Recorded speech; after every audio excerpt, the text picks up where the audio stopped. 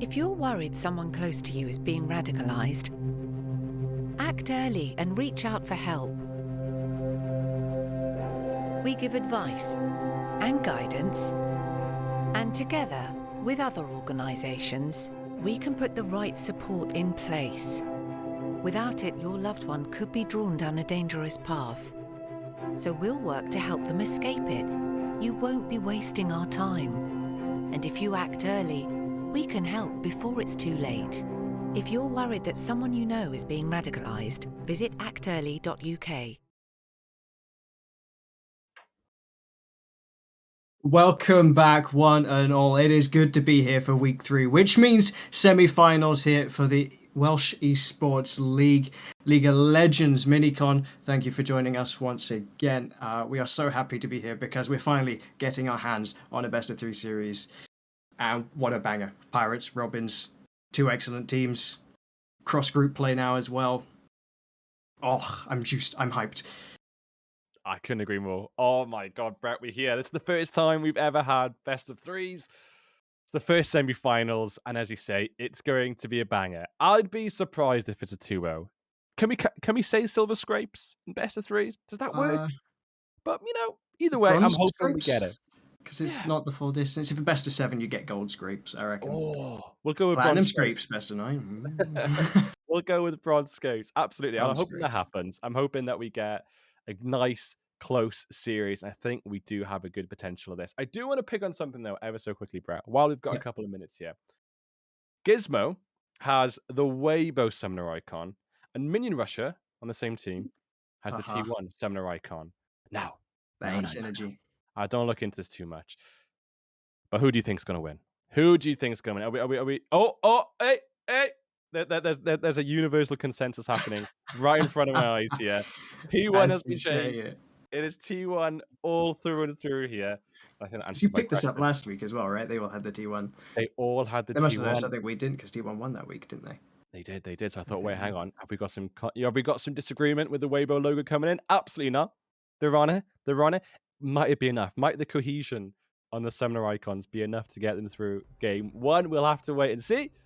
But we're heading into draft nice and quick already. I'm excited for this, Brett. Yeah, excited as well. And I think because we're looking at 2 high stature teams, they've both made their way through the group stage. We're expecting a lot more of a closer match, and I think a lot more of the hit for tat kind of draft that we've seen before, right? You remember the last game we covered last week. We talked endlessly about that draft, and thank God we had the pause to do so, because there are revelations that we had, and so important epiphanies, I think, that came out to be the case in that series as well. Evelyn, Oriana have been consistent bans here against the Robins on red. Cassante, absolute menace, get him gone. I don't even know his ability names. I don't want to learn them. No one knows.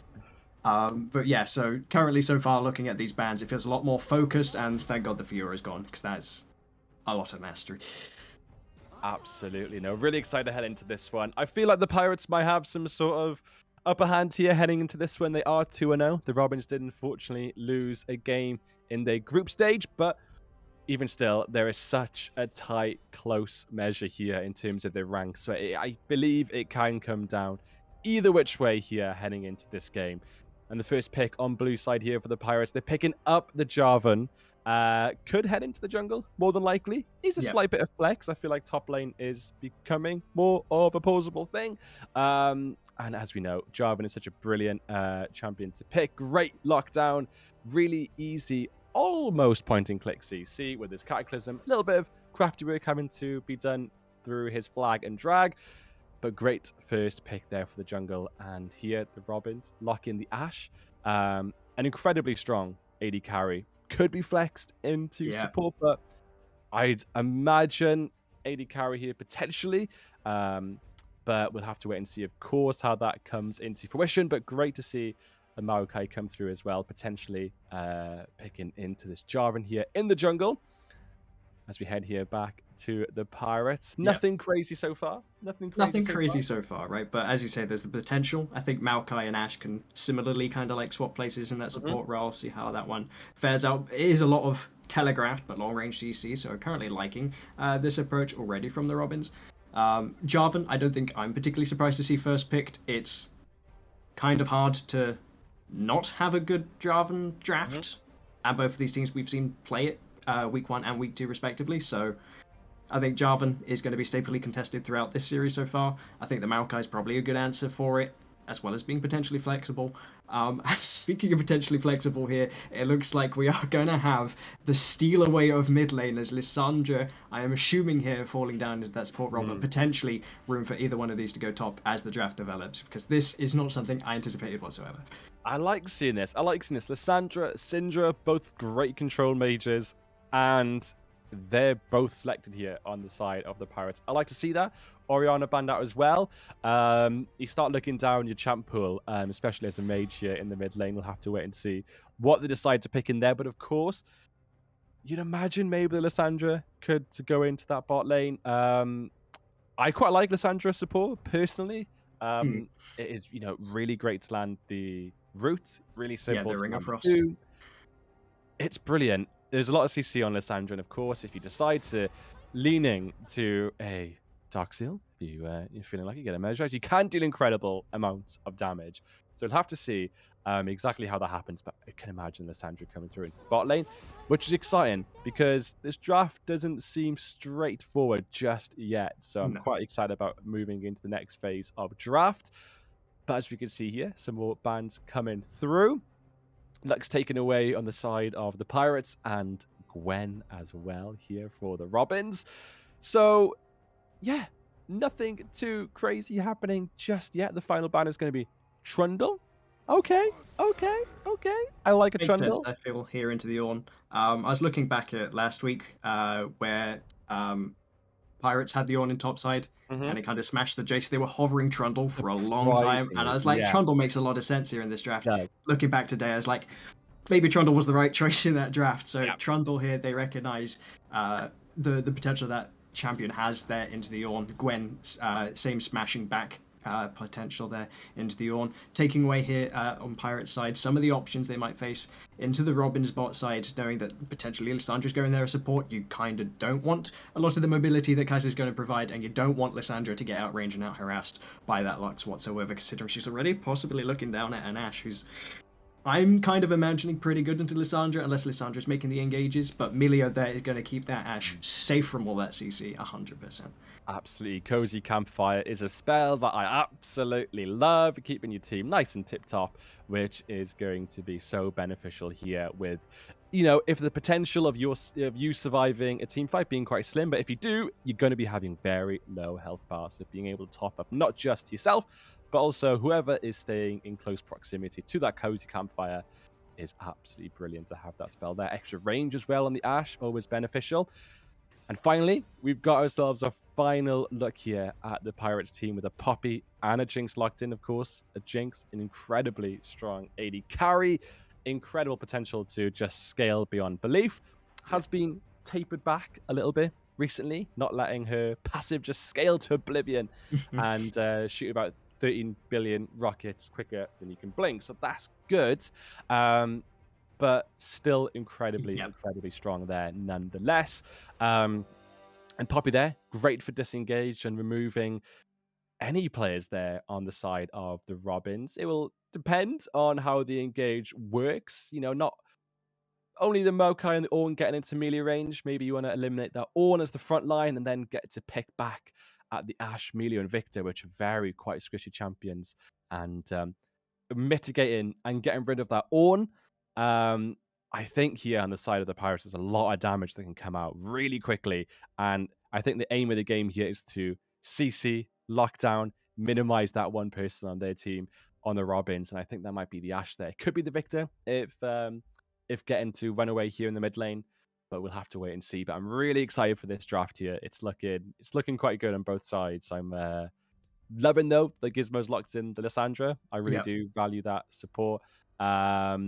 It's great to have that additional AP damage as well. It can sometimes be a bit of a difficulty, but great to see that. I'm excited for this one. It's game one, maybe some nerves, maybe some jitters. As the game comes along, maybe that will kind of seize away. But how are you feeling for this one, Brer? How do you think the draft looks in terms of at least a mild advantage at the moment?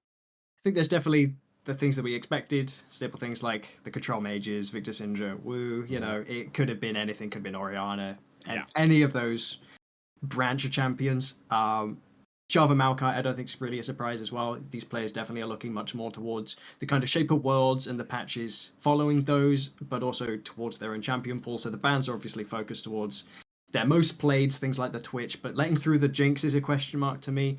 The Lissandra is a question mark to me. So for me, it's the Pirates. Cool. You have a best of 3. Play around with it. Be our guest. If you could win with this, excellent. You've given yourself that confidence boost. You have more things that the enemy team now wants to ban if you're able to run away with this. Which to me is exciting to see. Of course, now that we have that best of 3, if they lose this, what changes? Do they go back to the staple and then being on like 1 game away from elimination? Of course, because there isn't second chances in this case. This is an elimination best of 3 here in the semi-final. So it's I like what as well the Robbers have for answers. They're prepared with Emilio, so I think maybe they kind of expected it, or had in mind that the Lissandra is something that Gizmo might be playing. Perhaps they checked match history, something like that, had some scrim result kind of thing. So yeah, to me it seems like both of these teams have come in with their idea of what they want for their draft, and they've kind of got it. So for a game 1, this is exciting in the extra sense that both of these teams should be competing at kind of their peak. They both look fairly comfortable with these drafts that are very much, I think these teams have fairly similar styles, just perhaps Pirates are much more aggressive and fast paced, but we did see them take a slower game last week. Robins are going to want to have that look as well, I think. But for both of these teams to come away, as I say, with similar drafts, similar styles, and both kind of achieve what they want, should be a good game 1. Absolutely. No, it is looking exciting. And one thing I pick up here on this draft is I do love the Melio, but only as a result of the team that they've got here in the Pirates, because of course, Melio's main kind of attraction is having her ultimate Breath of Life, being able to eliminate CC for basically anyone around you. Just get a little scream, get it up, Breath of Life, brilliant. Everyone's out of their CC. However, this is brilliant for maybe the bot lane, where the Frozen Tomb is going to come out possibly on this Ashe, being able to get rid of that. Great. However, there is the ability to stack Chompers, being able to stack Ring of Frost. So there is more than just one telegraphed CC method coming out here. Unfortunately, you can't get rid of the Jarvan Cataclysm, of course. That is terrain that's unable to be removed. So I like the Melio here. It's very much a support that doesn't really have ways of getting in, but has great ways of getting out. Because of course, I always call it the messy football, the kick. Ultra mega fire kick, ultra mega fire kick, exactly. Is a spell that will, displace and move a champion backwards, which is brilliant. But yeah, Mulo is very much a champ that can kind of alleviate a bit of pressure on an engage, where they have such great engage here on the side of the Pirates. So I like to see that come through. But yeah, we'll have to see how that plays out. It's going to be difficult for the Mulo. I think a lot of these team fights are going to be coming down to that Breath of Life being used and timed well. We'll have to wait and see how exactly they decide to go with that. But I'm excited for this game. I really, really am. It's our first best of 3. And as you say, it only gets more exciting as we get further into the series, into the bracket. Not to say that this game is completely washed away, but as you say, when these confidence advantages start to come through, when these kind of great matches start to rise, when you're like, oh, I want to win this next match. We lost that game. We got to win this next one. When that pressure starts to stack and you're thinking of different drafts, thinking of different bands, it does become exciting, and we get to see those differences come through. I'm very excited. Yeah, and for us, it's being able to see the game ourselves, diagnose what we might have thought the issue was, come back and look at this first draft and try and anticipate the adaptation, right? And I think that's one of the enjoyable things about a series is the audience kind of interacting, right? Because we get to experience that game as well. We then get to have our own opinions and see what the players think. And then, of course, if they're right, we see the results of that and we get to a game 3. And if not, then, well, maybe we were right all along and they should have made these changes. Or if they make those changes and then still lose, right, it's okay, cool. Whichever team came in better prepared, that was still a good showing, etc., etc. So I think no matter how long this series goes, I think for me, Game 2 is probably going to be my favorite. Purely because of the adaptation between Game 1 and Game 2, I think is normally the winning key to a best-of-3 series. So yeah, as you say, right, then taking that thought, looking at this first game draft, you may be thinking it's difficult for this Maokai to get in, but you do have plenty of non-committal engage, which does mean probably that Milio here for the Robin is going to be important to make sure that you're not the ones being engaged upon instead. Which could be honestly quite tricky. As you say, the Breath of Life could be very appropriately named for this team composition. In the meantime, Pirates here, they've definitely got, as we say, their kind of comfort for their team. Plenty of heavy engage, nice control mid, can pop off, can perform, can sit back and farm. And of course, Legacy landed his jinx, did not get his hands on the Twitch. Robinson made a decision here. I'm wondering if this could be the adaptation for Game 2, but it's so hard to nail down that champion pool on AD carry. It really, really is. And what I'm kind of excited to see as well, and not necessarily wishing for. However, we saw last week Gizmo had the Nautilus and the Lissandra, both supports which want to go in. And I believe that kind of Pirates mentality is we're feeling confident. Let's pick a draft which goes forward, gets in, and let's go from there. If the game 1 does happen to go in the favor of the Robins, I'm excited to see whether they'll then adapt and change to maybe a back to front composition where it's necessarily less about the engage, getting into their faces, and maybe being able to take off small picks, small skirmishes. Really excited to see if that comes to come into fruition, because it is a different look for the Pirates. The Robins here have edged into that, a slightly more defensive composition. It'd be a different look, though, for the Pirates. And what we've seen, we've been quite competitive, quite dominant coming into this game. So if they then possibly have a rock to the confidence, it might be really interesting to see the adaptations that come in draft. But in saying that, I feel like, as you say, we've talked about it, they have a great draft, a great composition, great confidence, great history behind them. Yeah. It's looking very, very plausible that they could get an advantage here in game 1. Sadly, we might have to wait for game 1 as we have some technical issues. But before we get any further out of that one, I'd like to give thank you, of course, to the people behind the stream working hard to make sure that we get this one over and resolved, and as well to our sponsors for the stream, Prevent, who of course aim to help safeguard and support people susceptible to radicalization. Why is that word so long? Radicalization, so they do not go on to commit terrorist offenses or support others to do so. Radicalization is the process by which someone is encouraged to develop extremist views and beliefs in support of terrorist groups or activities. If you have any concerns about someone, speak to a trusted family member, teacher, tutor in any of the first instances. So thank you to Prevent. I've seen the work they do in schools, genuinely a good cause. Please give them the time if you see a way to help them or support, or check the links I'm sure EsportsWales do provide. So from here, I think we're going to toss it to a quick break so we can resolve some of the tech issues and hopefully get into that so anticipated game 1 of a best of 3 series shortly. So stick with us for a few minutes and we'll be back with some action nonetheless in a few.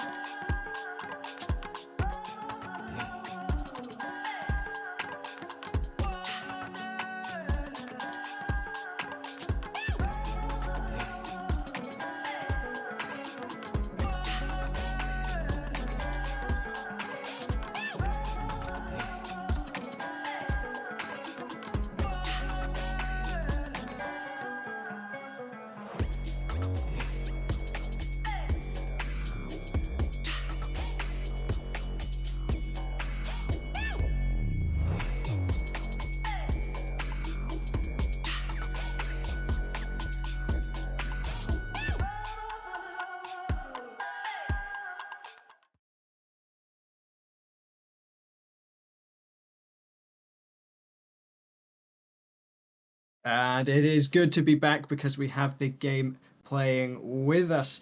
We have missed some of the first bits of action. As we can see on the Rift, it is 1-up here for the side of the Robins. No assists going anywhere. So it is a solo kill here in favour of the Ornn over the Poppy. And he is happy to be sat on a Bramble all of 5 minutes into the game.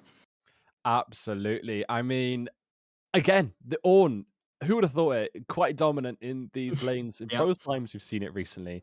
As you say there, the flash is used on both top laners, but the TP, of course, to come back into that lane for the Poppy to just eliminate as little as, or rather, just to mitigate that Yeah. CS lead. But it is there still on the side of that Ornn there, so the Robins getting that little tempo advantage already, which is great to see. But potentially a slower look here in the bot lane to what we might have expected from the top lane. They've both bought culls, maybe to suggest a potential slow start or just more of a scaling approach, which is not unheard of. With a Jinx, you do get to a point in the game, maybe after your second item, i.e. potentially, where you just become a little bit of a menace. And you kind of want to get to that position as quick as possible. But the top lane seems where the aggression is at. Oh my god. Yeah, the aggression is here all the time. And, Asphyxia here actually surprisingly getting the off against my Oh my back. god. I de-escalated that because I thought it was over. It's potentially getting out as well, but the flag on top of the slow back from Jarvan is able to pull that one back with a thumbs up there and the emoji of the Blitzcrank question marks. Absolutely well deserved. That burst damage was so unexpected. I thought with the steadfast presence, Ornn was not going to get the second caster Forge got off whatsoever. But that plus that plus Brittle plus Bellows Breath. You can see where I went wrong there. Too many B sounds. Turn that one literally on its head, I feel like. Totally unexpected. A really well executed gank. The CC was landed, but the Bami Cinder tickling away, and it seemed to be just enough on top of all that amazing damage that was coming out of the Ornn. Again, I believe, quite surprisingly, Ornn seems to be... Well, I always thought he was a tank, but it seems to be a bruiser by the looks of it. So damage here from Ornn, not to be completely discounted. And due to the flash having to be used there and expended by the Jarvan, very much hovering around that top lane there. It's a very easy dragon to take here for the Robins. And they get themselves here the first Chem Tech dragon of the game, which is brilliant there for the Maokai to get that nice and early on in the game. So yeah, definitely here. Great aggression from the Robins. Well, rather the Pirates lending the aggression, but great counter punches from the Robins and managing to stand their own in that top lane of the map. And I'm very excited to see this Ornn maybe get an item, a full item, a mythic, a certified cape, whatever he's vegging into there very, very soon. And that's going to be very troublesome indeed for this Poppy. Troublesome indeed, and as you say here with like almost something we haven't discussed yet really is the masterworks he's going to be providing for his team is going to make it slightly more difficult for Jinx to get some of these resets on this front line because they're going to be slightly tankier than normal. So Jinx definitely going to get more value out of the Giant Slayer, but also going to be still taking a little extra time to get excited in these team fights, which is a good thing when the Ornn's already ahead, therefore going to have an EXP lead and start putting the scaling factors for the Robins ahead on that time sheet that you'd expect them to begin to spike. And I love as well, I didn't get to mention because of the action top, both laners taking cull. It seems like both of them are going to let their ultimates do the work. They're just going to sit here and trade out this farm, let the level 6 value provide for the rest of the team. But speaking of level 6 value, it is a Bramble Smash, soon to be followed up from the Nature's Grafts. The arrow just going short, but lands on another target instead, making Jarvan slower to get into this fight. The Horde of the Forge God is called, and that is the first kill going the way of Victor over the Syndra. The Super Mega Fire Kick and the Super Mega Death Rocket both land on targets, and it is the win again for the Robins in this river and looking to take the skull in exchange for plate spot. As you say, they're both AD carries, global ultimates used, but I believe the Astra is just more beneficial there. I feel like the Astra was aiming for the Syndra, but, you know, missed the target, but it did hit the Jarvan, which is brilliant. So not a missed ult by any means. And there, of course, having a little skirmish by the Rift Herald, despite the Pirates starting that one off, it is going to go here into the back pocket of the Robins. Gizmo here in main, lands the Ring of Frost.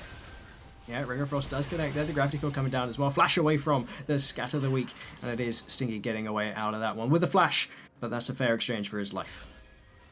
Absolutely, yeah. We can't disregard when it comes to Ashe having that ability to check the vision anywhere on the map. It's incredible. And it's been used quite a few times here to check where the jungler is. But the Chompers here behind the Ashe looking a bit difficult for the Emilio as well. The flash has to be used. Yeah, Alvari here in the bot lane flashes away, as you say, from the Cataclysm as well. The Brave of Life coming down, and that's a turnaround here for the Ashe, who's happy to have that go down CS in this bot lane and play as well. So yeah, Ashe happy to get away with that one.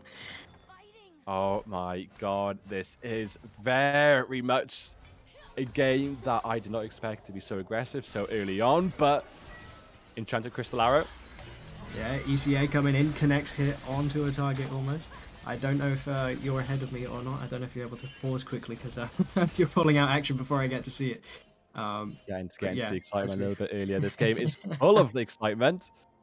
Full of excitement. Gotta make sure we're at least on the same page before we start reading chapters ahead.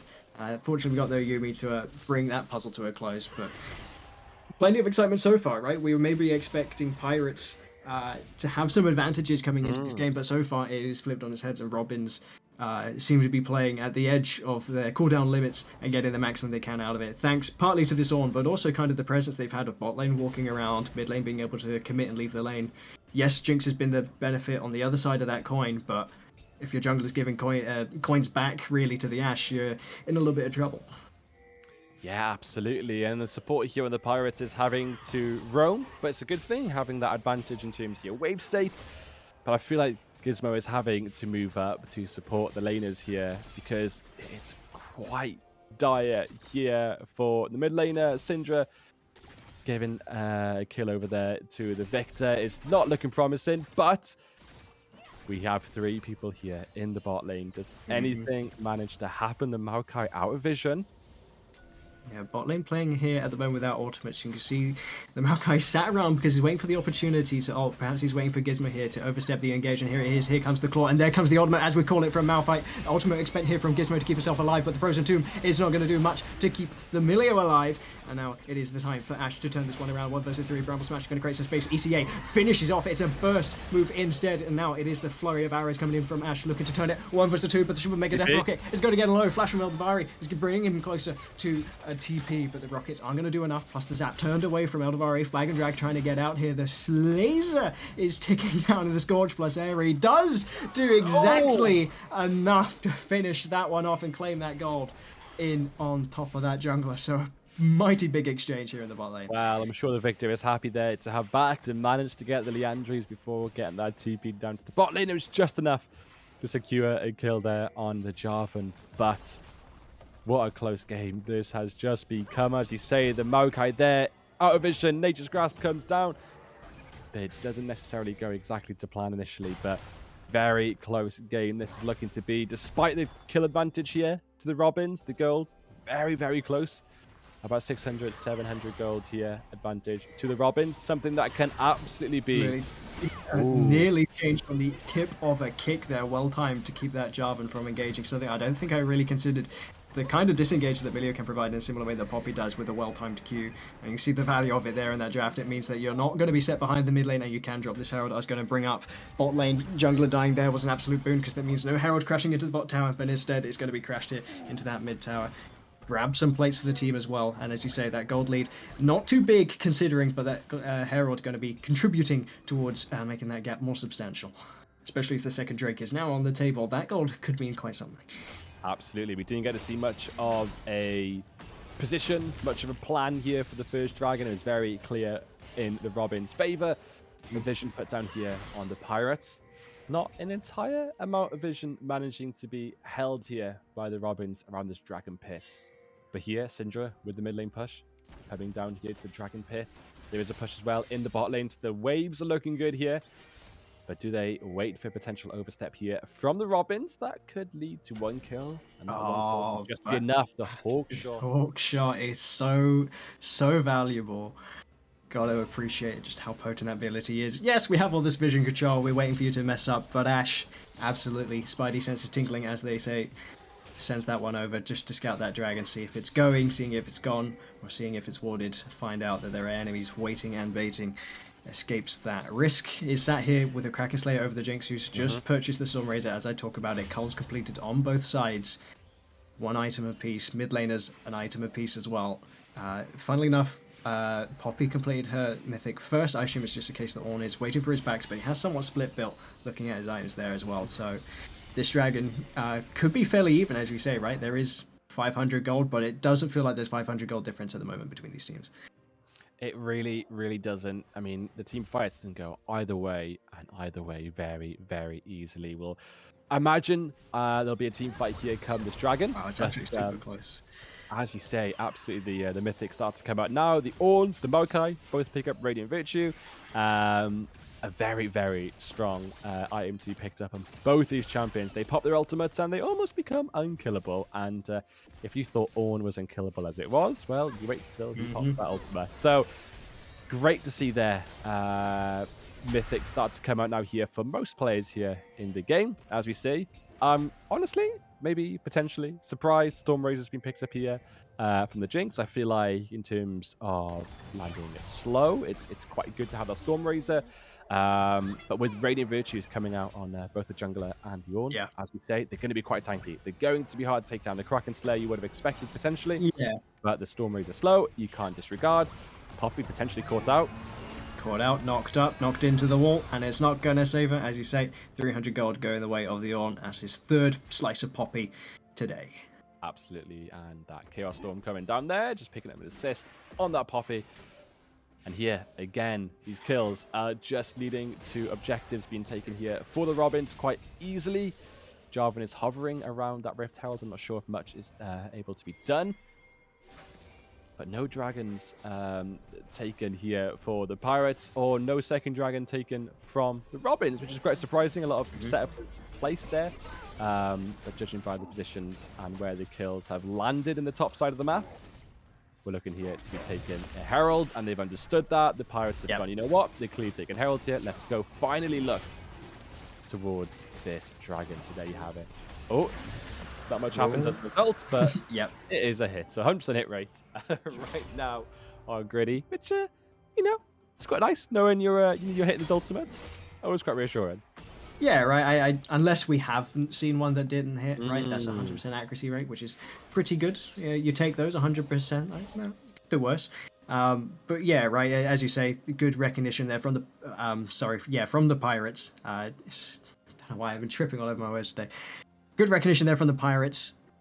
Herald's going to be taken. We have this advantage bot side. We know the jungle is here, which means we can take First Blood Tower here. It's particularly important here for this Jinx as well, who could now be in peril as the grasp is spent very far away. And the Chompers are going to come down to mitigate this one, and it is a lock up here onto the Lissandra. The kick onto 2. Flag and drag here from Jarvan's going to try and turn this one around. Plus the Scout of the Week. Breath of Life comes in too short, but he finds himself a Cataclysm. He has to flash away from Milio here. Stepping back from a Zap is going to get eventually taken down as the rest of the team is piling on in, and that's a double kill for the Syndra. He's going to catch back up with the victor all of a sudden. This Jinx, I think, is now a decent way ahead. 30 CS, tower, 5 assists and a kill. That's a problem. Absolutely, yeah. No, I mean, that Maokai was on a ward for the longest time, and despite the kind of positioning and the way that the Pirates are playing in the bot lane, they knew all along, and the Nature's Grasp did come out, did land on both of them. And I was honestly quite surprised that the Lissandra didn't take the Glacial Path, but because, of course, the Jarvan and the Syndra there knew full well that the Maokai was on vision. They were going to be looking at a gank, and so they rotated down to the bot lane.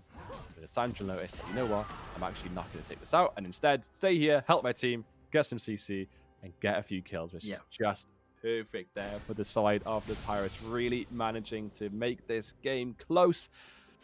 And for the first time, I believe at least anyway, the Pirates are looking here to have a gold advantage. About a Chaoso gold advantage here to the Pirates.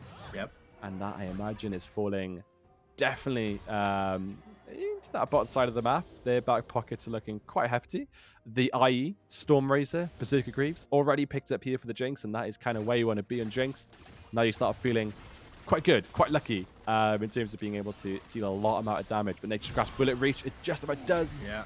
Almost a Casticus there, but the cleanse keeps them safe from those curses that Maokai was throwing, that Jinx's way, able to get out of there. But that is the summoner down. There is a enchanted crystal arrow coming up soon. The Call of the Forge God also available. So yes, Jinx is ahead, but it's still going to be up to the rest of the team to either set her up or keep her safe from the threats to the enemy team. As we say, Disorn is ahead. Yes, he's not going to one-shot the carry, but it's certainly going to help set up the rest of the team. As you say, we have some action here on the top side. Keeper's Verdict is going to knock back, and away that Maokai is going to give Poppy a bit of a chance, but not enough unless Milio here is going to give her the exit that she needs. Flash away from the wall there does indeed get out, but it is at the cost of some health, but it is traded for the tower. But we say more health being traded as the Super Mega Death Rocket lands on Milio, who's trapped within the wall. And speaking of trapped within the walls, Johan slaps Jarvan against it. There's an excited Jinx. She's looking for a little bit more taste, and yes, there she gets it. There's another excited moment. She's looking to get that kill onto Victus. An arcane moment, and Lissandra is setting that one up with the flash, with the Ring of Frost, with the zap in the back. That's a triple kill for Legacy. That's who you want it on, and Gritty here walking into range of the Thralls is going to get absolutely punished, and the quadra kill comes out for Legacy. And what was an even game, what was Pirates coming back in, are now suddenly propelled ahead. And there it is, as we alluded to, that Jinx with her IE is absolutely menacing, and so early on as well. You do want to be worried, and worried they weren't on the Robins. They felt like, you know what, we're okay, we can deal a little bit of damage here. The Ornn though, Call the Forge God. Oh, he gets a shutdown here, but it is only onto the Lissandra, the support, the Baron down onto 4K. We've seen Ornns steal Barons before. Can it happen again? That's a double kill shutdown, this time onto Legacy. The members are too low. It's a very early Baron. He might even get the jungler if he can get that. Dude, it's a flash over. It's a steal. It's a kill. It's another one, and it's an ace for sure for the Pirates here as they're looking to take down the last member, running away, but the Bramble Smash puts it back. Triple kill going the way, and oh, I thought it was over, but it's not. It is so not over. And I can't believe it, the Rift Herald also pushing through the mid lane with Baron empowered minions. This game looked so great there with an ace here on the side of the Pirates, but it's been flipped on its head. The Ornn you cannot count out. Unbelievable there, managing to pick up a few kills, just enough to just slow that damage on that Baron, and allowed enough time there for the Maokai to come, flash over, get the smite steal. They spawned that Herald in base, by the way. It was spawned in base. It was walking a while. The Jinx got the quad, I think. And in the time that the Herald gets to those towers, they flash smite, steal the Baron, and get an ace in time to meet up. It's like, oh, Shelly, you're here on time. Mega Mind plays here.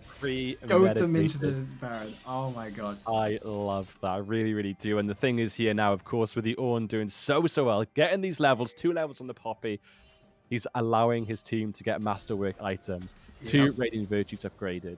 Leandri's upgraded. No Ginsu's and no Sorelia's upgraded just yet, but of course that won't be long at all before they are. And you can't disregard the advantages you get through the stats thanks to Ornn. And Ornn, even if it was just Ornn, he'll be plenty enough as it was, but of course those masterwork items as well. Super Mega Death Rocket does not manage to take the dragon, and 2 dragons here to the side of the Robins. Baron still on them. You've got to be feeling good here. This does alleviate the pressure that was definitely creeping in as a result of that quadra kill from the Jinx. Yeah, it's fair to say, I think, that the Jinx is not unscary, right? You see the Giant Slayers now on the way. You've traded time, effectively, to secure that dragon, so it's definitely a case here where the Robins are looking to take it slower, despite having got themselves a lead again with this Baron. Saying that, the gold lead's still even. Poppy gained that second tier, does a good chunk of that gold. But it is both of these teams now coming to the point where they are looking very team fighty, right? As you say, those upgraded Radiant Virtues are going to be super valuable.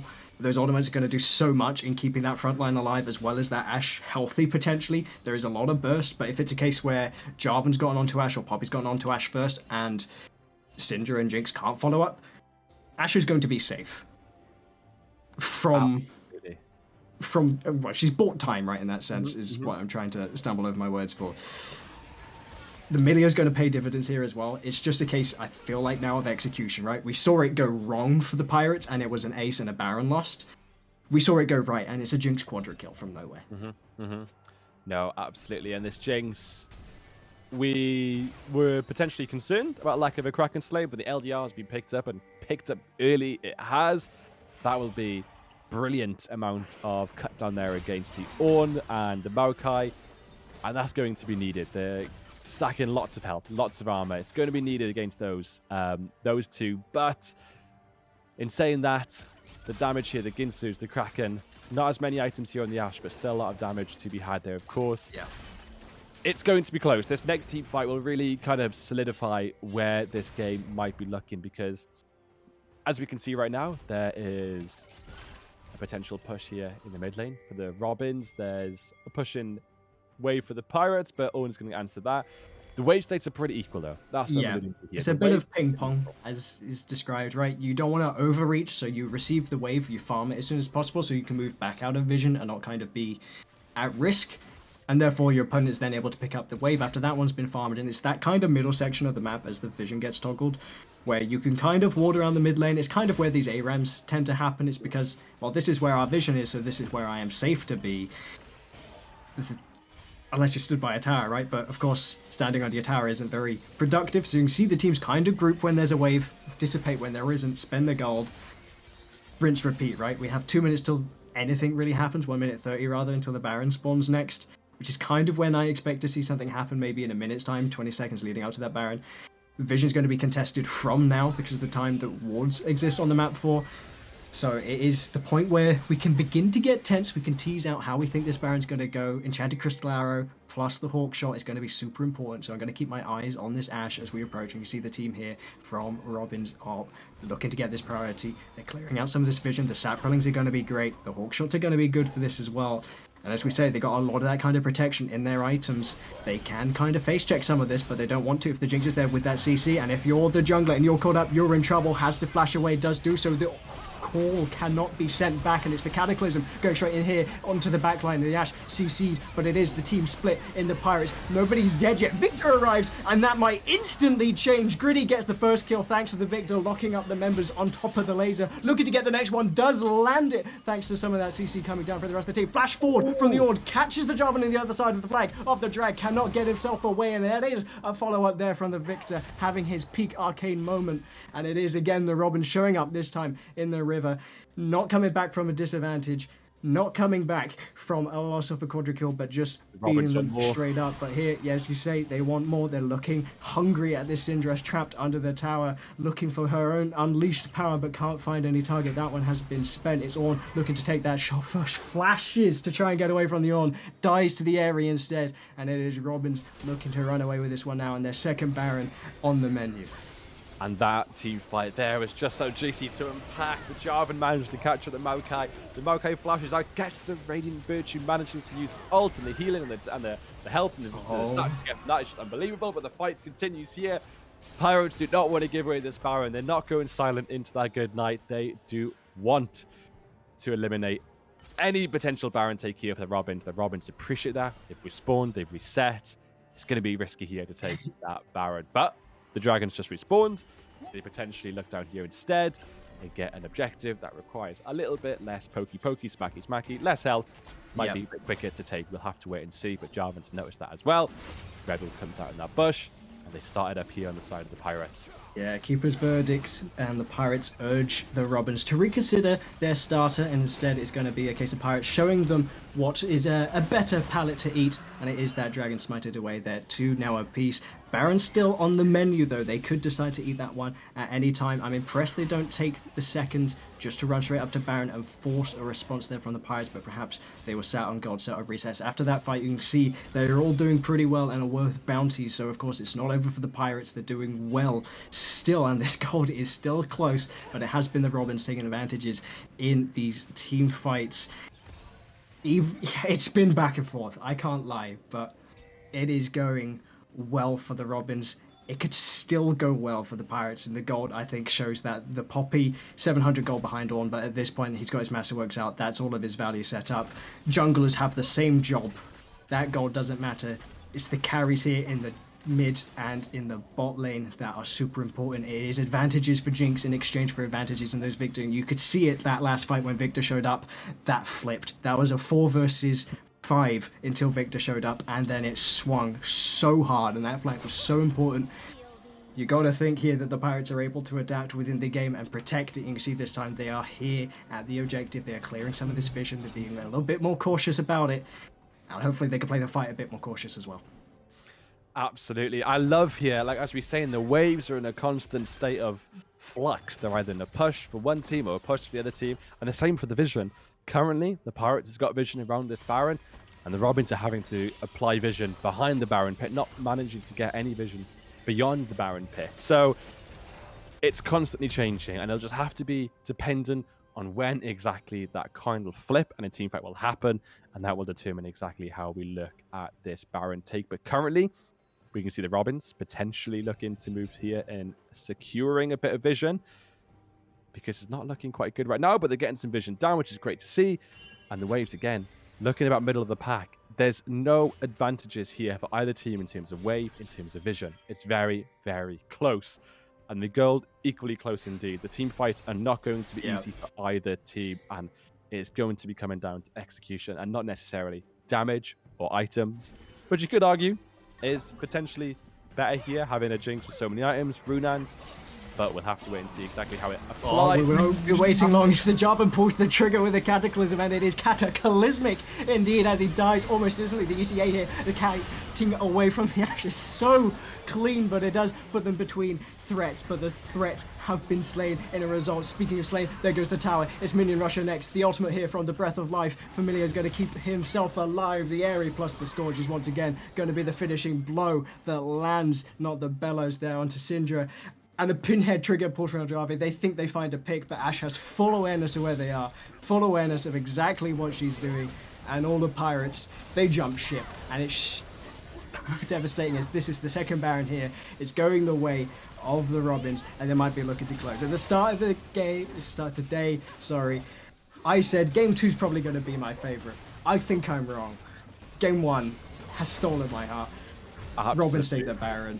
Looking now to take the game. Commitment and the dedication from Stingy, from Victor in that bush. He was there for a long time. Yeah. And it almost seemed too long, but no, Jarvan oversteps, feeling confident without that vision. And it actually turns out to be a great turn of events for the Robins, and that is all it took there. They've now secured their Baron. That's their second Baron of the game, right? This one, a little bit more favorable for them, though. No need to flash over the wall, smite it away. Because all there is to take, and they're feeling good about it indeed, because as we can see now, as a result of that team fight, as a result of the Baron take, they're sitting here at about 4k gold advantage now. That's a huge difference in gold that we haven't really seen such a big, drastic difference since.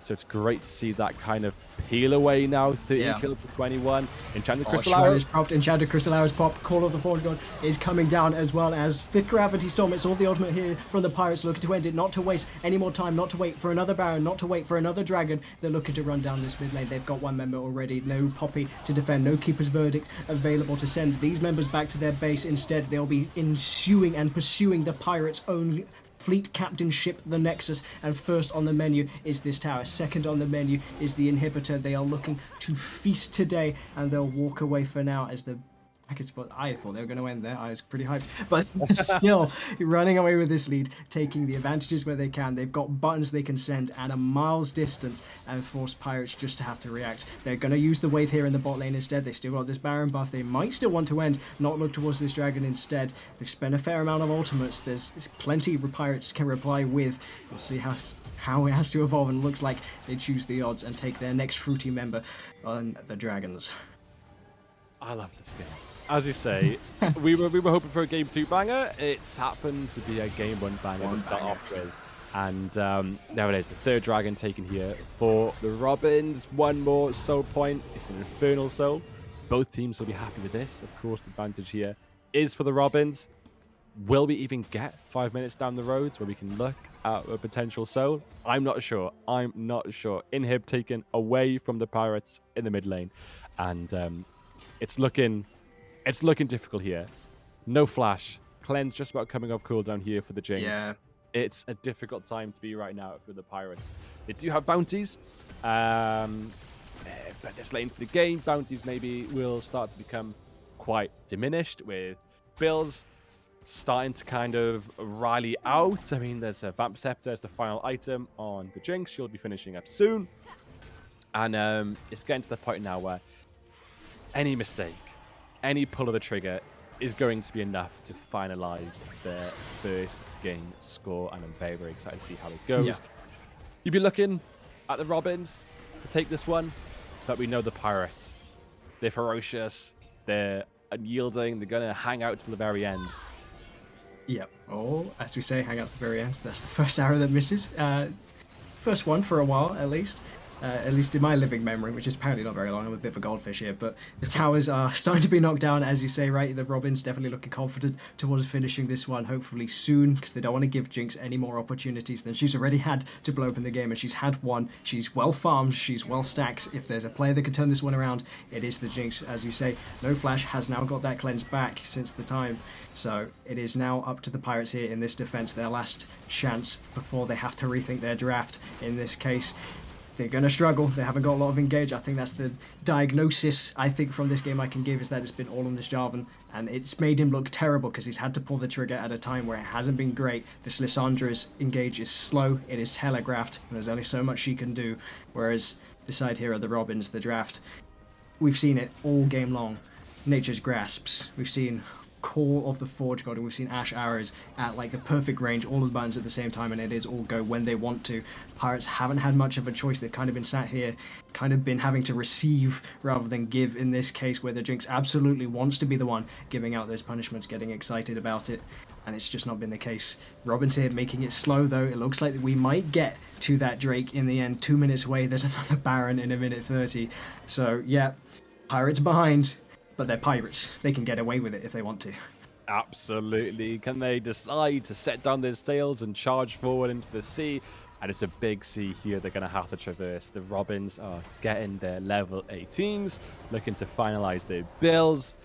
And every person on the team of the Robins has got a Masterwork item. So even if you finalize your builds here on the Pirates, there's still going to be that slight stat advantage to the Robins. That could be enough. That little stat advantage could just be enough to pull a team fight in your advantage. But it's slow, it's methodical, even still here for the Robins, who, as we say, we were looking like they could have entered a couple of minutes ago. We weren't even sure if we were going to get the Soul Point Dragon here. We could get that here. They're aware, they're mindful, and they respect the position that they're in right now. They're looking at the barrel of the gun. Are they going to be the ones shooting it, or are they the ones going to be getting shot in the head? We'll have to wait and see, because it's a big game to take it's a big hurdle rather to take a game off the Pirates. They've yet to lose a game. Could this be their first one? So I appreciate the respect being given here from the Robins, but we'll have to decide very soon if that respect is too much and they're playing it potentially a little bit too slow, or have they been just absolute masters? And looking like here, they're going to take the Baron. They're going for that slower approach. They're taking the Baron, going to secure that, give them some extra goals, stats, and more importantly, get that Baron empowered minions, which might just be enough to pull down that mid lane. That could be important here. Land straight onto the Ash, and it's the engage here from the Jarvan. We called out is putting space between Ash and the rest of the team, but it is Keeper's Verdict breaking the team even further apart, but Victor able to walk around in time and clean this one back up. The Thralls aren't going to be doing enough for the team. There's only one spawned, and it's Summoner spent on both sides. TP coming in from the bot wave from Victor, looking to put this one in the dirt. The TP as well from Ornn. It is now Robins looking to finish this one decisively. Lissandra left alive. Syndra left alive this time. No Aerie to finish that one off, but she's not got the health to do anything about the two inhibitors that are going to fall. It is Robins taking their fight and their stand once again at the Baron. Goes their way. They don't even need the buff to finish this one off now that the members are out of the way. It's just the Nexus Towers. It is just a measly support. A stopwatch is going to prevent anything from happening here. It is an auto attack on the Nexus. It is stuns and slows, and such an advance for Robin. Slow and steady and come back is the name of the game, and they take game one in our series. And there we have it. We're going to game two, but it's looking like a 1-0 here for the Robins. Unbelievable, relentless performance. They absolutely played that game to perfection. 9-1 there for the Ornn. A dominating performance in the top lane, and having that health, having the Masterwork items, being able to give that gold advantage, give that power and advantage across the entire team then as a result, has just been great to watch. heartbreaking here for the Pirates losing their first game. Do they take it on the chin, or do they come back fighting stronger than they did coming into this first game? We'll have to wait and Yeah. see. But Brett, what a game one. What a game one, right? And it's a good question to ask. How did the Pirates take it, right? I don't believe they lost a game last season. They had named the lobby for ego's sake coming into this game. And now they have been effectively upset, right? The Robins are a good team. It's a very different roster to the last one, but the Robins did not perform well as a team last season. Yes, the players have changed, but it's such a different look for them now to take a game off the tournament favourites. You could argue that perhaps the draft was a bit lax. They're experimenting with Alessandro, but they got a quadra kill. They were going even in the early game. They get a lead, and then it completely flips. Absolutely. And that Barron steal, we can't Yeah. underestimate. That was such a pinnacle moment in the game, but it wasn't unsurmountable for the Pirates. There was still an equal game stay even after that. But the Robins were slow, methodical, and appreciated their position and just executed the game so well. And I'm elated that this second game can only hopefully be even more exciting. There's a lot on the line for the Pirates. Their backs are against the wall. It's a best of three. One more, and they're out. Yeah, I'd love to get to bronze scrapes. I hope the next game is as good as that one. I mean, it was literally hair raising. I come out of this and I check my cam and I see my hair has gone all frizzy. Just because I was probably so invested and actually pulling on it in some way, shape, or form, moving my headset as it was falling off during some of those fights. So, fantastic game one. Fantastic upset to make the series interesting due to our pre-series expectations. The Pirates probably are favoured, maybe 75-30%, something like that.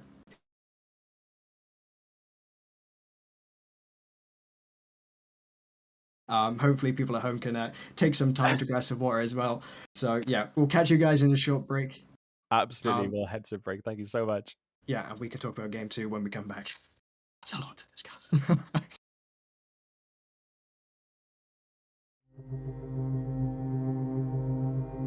If you're worried someone close to you is being radicalized, act early and reach out for help. We give advice and guidance, and together with other organizations, we can put the right support in place. Without it, your loved one could be drawn down a dangerous path. So we'll work to help them escape it. You won't be wasting our time. And if you act early, we can help before it's too late. If you're worried that someone you know is being radicalized, visit actearly.uk.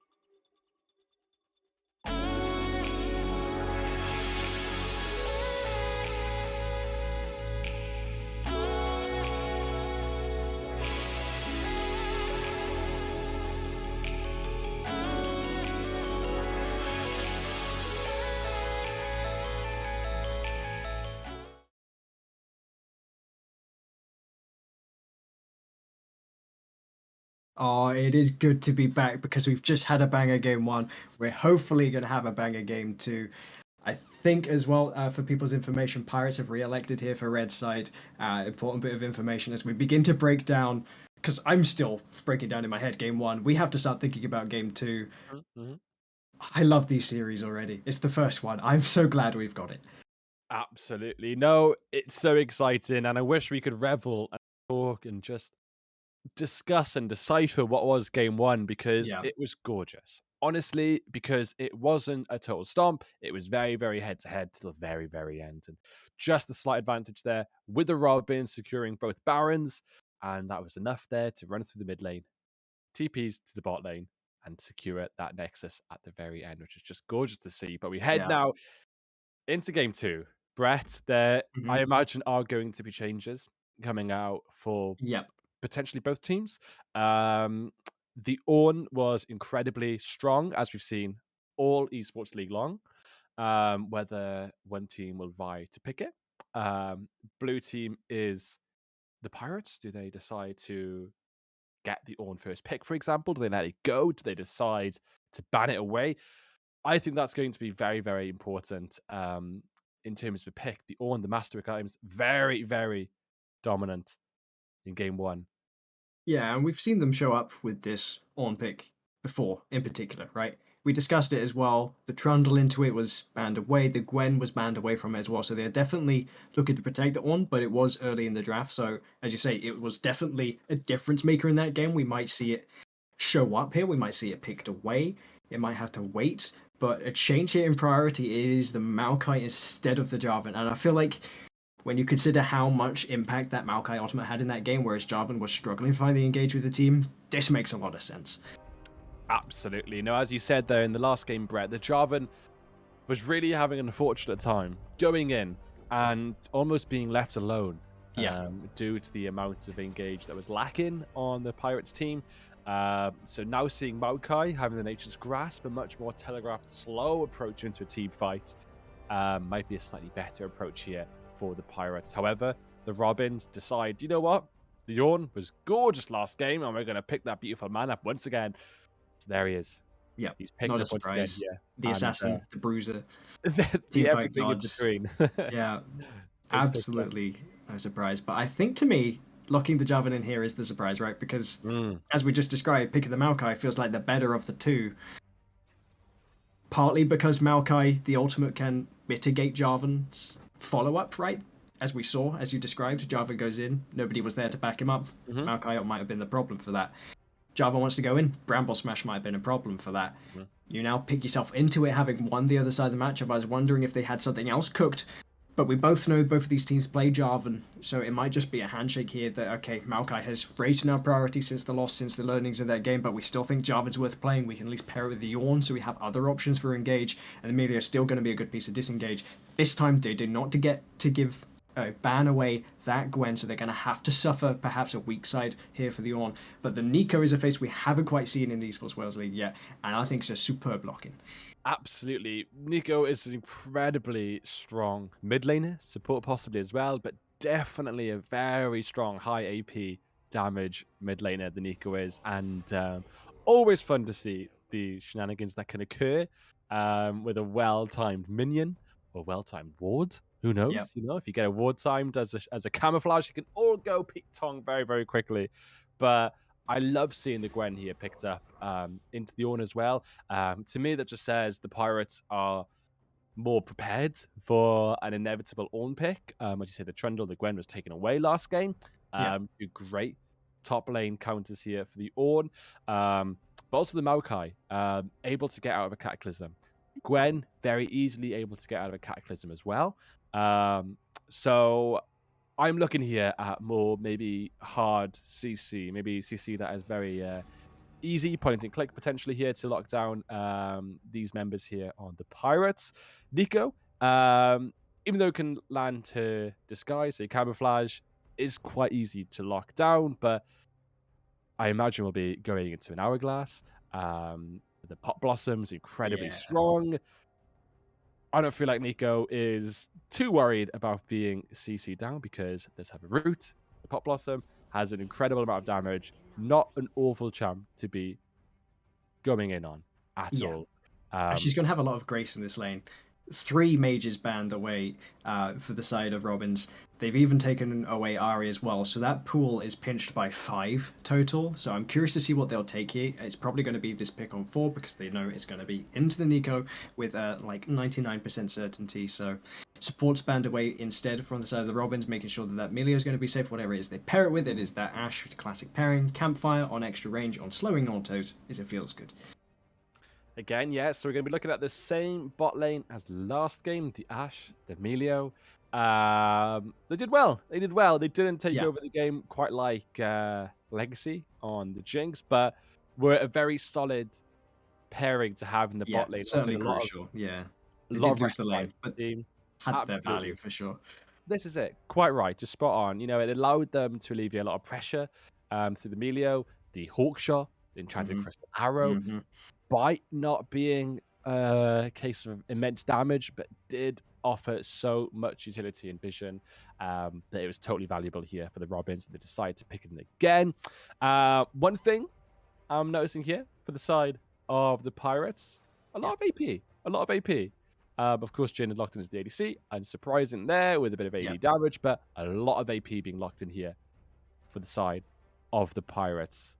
quite like it. Right, to Hmm. me, it feels like Galio and Maokai are both going to go the mask, whose name I normally have on the tip of my tongue, but the mask that reduces magic resist. It's going to be Hmm. important because Maokai is going to be building the demonic embrace as well, which does the magic damage. Gwen has it on her passive, so actually this team here, the magic damage is going to be quite nice and sufficient. You can rely on Jin to be that consistent source. The last pick here is this Swain. He took an extra round to think about it. They even picked the Ashe in advance. Perhaps to stop it going the other way now that I think about it, but there was an extra amount of time, and Swain is the answer here for that Nico.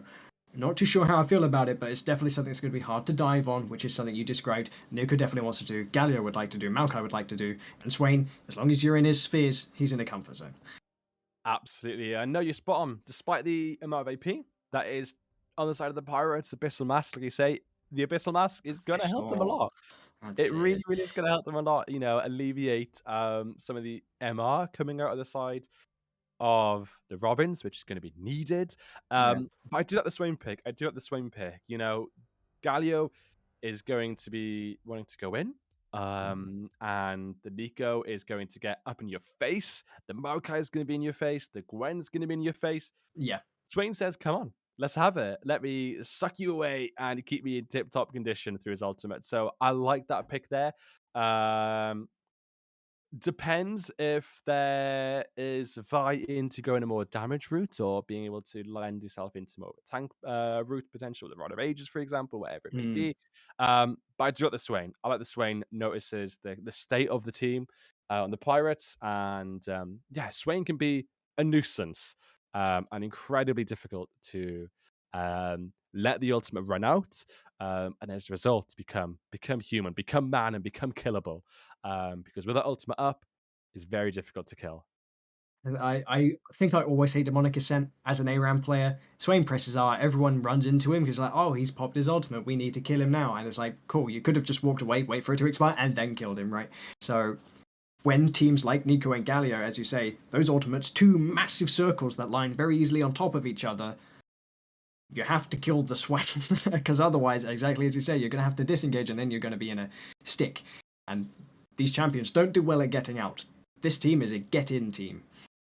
Absolutely. In the Ash, the Ornn, the Jarvan, all have ways of slowing you, getting on your face. So if you do happen to disengage, I feel like the team fight is already lost as a Yeah. result. You've got to go in and you've got to commit to that team fight. So, but it's doable. It's absolutely doable. I mean, Swain, he could never more, could never move, never move.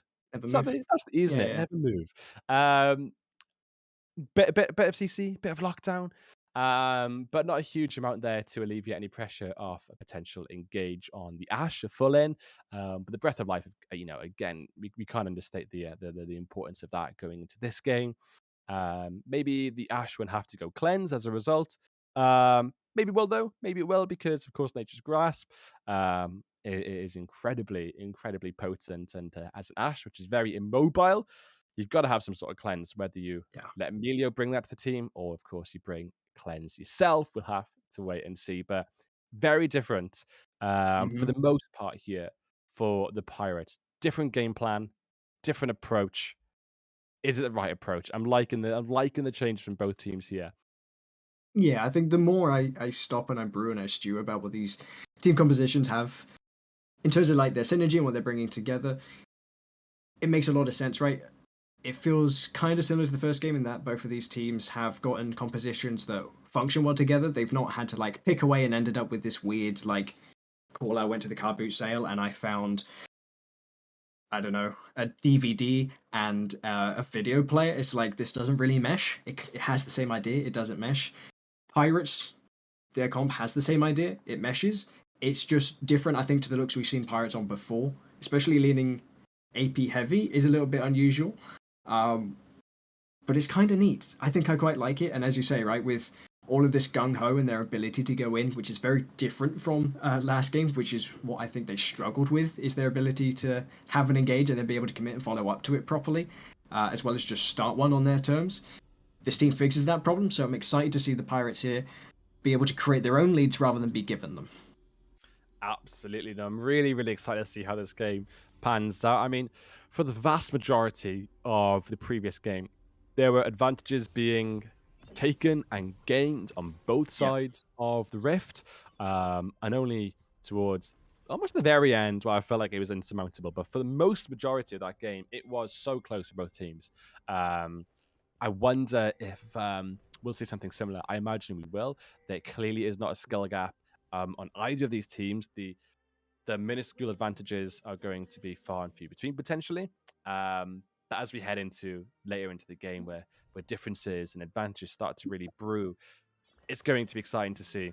But we missed the first couple of minutes of the first game. We missed out on the first blood on the top lane. Could it Yep. happen again? We'll have to wait and see. But but great to see the Ornn picked up again on the side of the Robins. I'm excited. I really, really am, Yeah. and I'm just excited. I really am because it was such a great pick last game. But the Gwen is here to make that Ornn's life more difficult, Mm. and it's going to be needed to eliminate that Ornn, prevent the Masterworks coming out as early. You need to make sure that Ornn does not get carried away because the amount of health he had towards the end of that game, you're never getting through it. You're never getting through it, even with Yep. an LGR and Jinx. It's never going away. He is incredibly tanky with a Radiant Virtue. Disgusting. Disgusting. Yeah, I think this composition here from the Roberts is surprisingly tanky. Jin's got I feel like a lot of work to do, but at least you've got the Gwen there as like the reassurance to be able to shred through these tanks because Mhm. Jin could potentially struggle with it, having limited attack speed. Of course, he likes to execute low health squishy targets. Tanks aren't typically his thing. He can deal with them. I'm not saying he does nothing. But it could be a problem. Speaking of what could have been a problem, I don't know if when we transitioned to camera, but there might have been a point where you saw my face go a little bit concerned as I saw Stingy started the game with Spell Thieves and not Dorans. It was corrected. I just thought that was kind of funny. Gwen did start originally without pots, then bought those pots after that bot lane thing. I didn't know if that was intentionally holding onto 100 gold to try and race on in items or not, but has eventually gone over to those pots. Other early things here is the early sweepers here on the side of Pirates. I quite like it. It means they can be aggressive, starting to roam around early on the map, making sure that there are dark spots. It's going to be kind of tricky to keep themselves fully in the dark, of course, as we mentioned, and we saw quite instrumentally these Hawk arrows potentially gaming changing in a couple of cases where the Ashe might have walked into a trap, but didn't.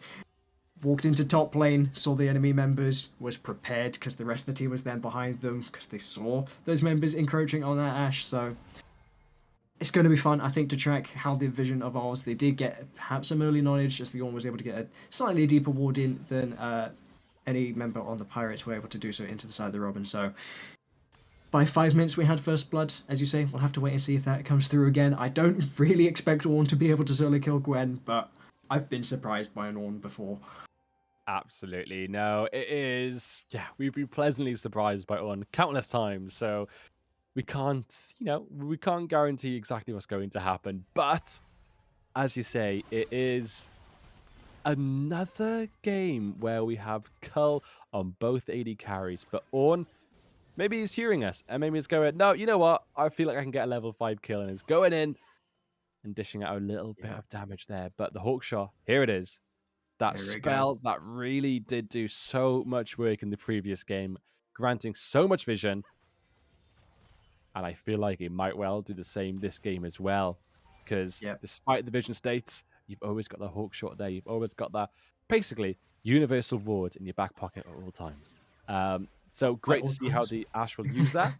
If you time it right, it's all times. And as you say, curious to see how they use it. Did spot out that Maokai's probably on the bottom side of the map, able to keep their lane where they want. Jarvan able to get in here, has opted for the phase rush. I will also note quickly, the Ornn has taken the Comet for the sake of the lane instead of the Grasp, as was last time. Of course, probably more difficult to stack it onto a Gwen, but makes some sense as well. I guess into Ignite, I think the more I think about it, the more I like this Comet approach. But yeah, as you're saying, right, Hawkshot super influential. We've seen it had some influence already as Java was in the position to cover, knowing that Maokai was definitely on the bottom side of the map thanks to that Hawkshot premonition. Absolutely, and a sapling hitting away on that Jarvan, giving them confirmation that it is going to be a potential gank. And speaking of ganks, Maokai looks towards the top lane. Yeah. Speaking of top side, and that Ignite is spent. Speaking of saplings, it is also spent here into the bush. The Unstoppable spent on the knockback from the Bramble Bash. Is Eldvari here walking him down with the red buff, looking to get that on, but he gets away. That cheeky bruiser assassin, matey boy, has enough of his own clap resist to walk away. And it was such a shame. I thought with that red buff there, getting on him, managing to get on his charge and get with him nice and cushy.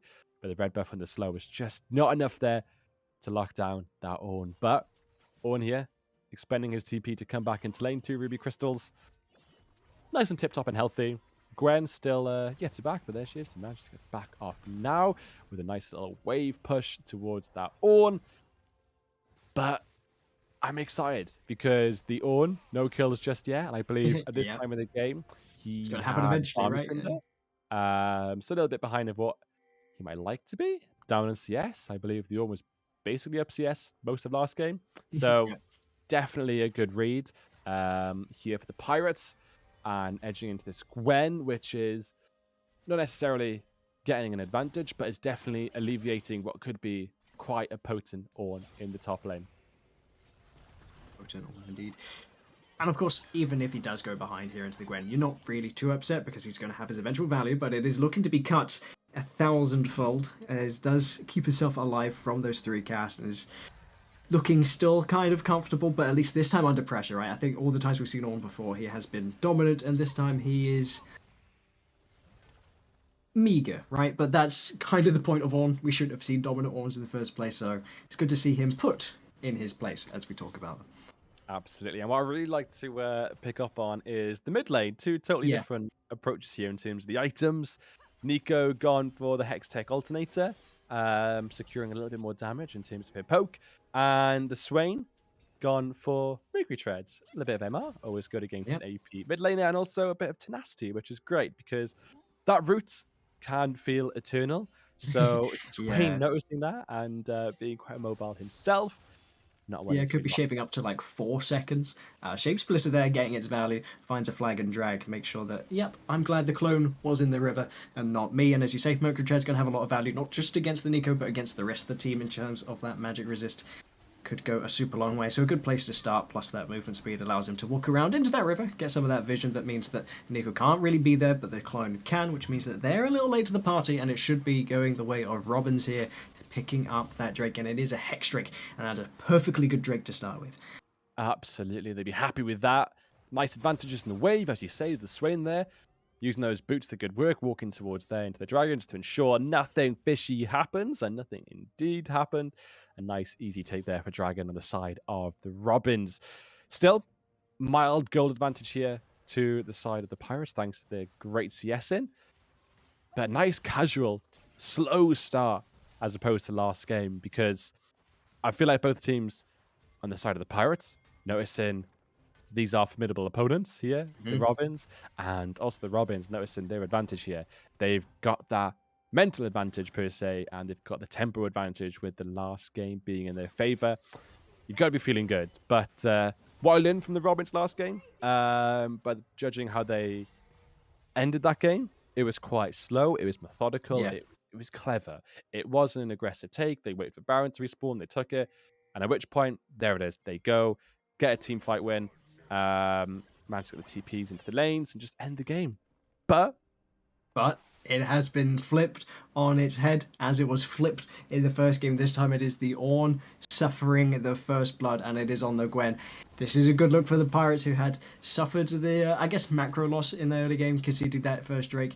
Instead, we're getting plates here onto the Gwen, and because we have this strong side, you can see the roaming up here from Gizmo. You can see Nico leaking out of the lane after the shove in, sacrificing some CS to ensure that Herald goes their way. No position here for a Steelers job, and has to supply top line. A good result here for the Pirates.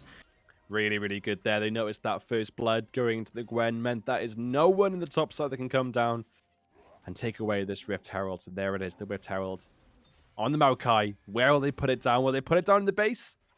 Like the Robins did iconically in the last game? We'll have to wait and see. But it did work out in the advantage, so you never know. Might be a play they're hoping to recreate. But great there on the Robins to equal out the neutral objectives. Dragons here for the Robins.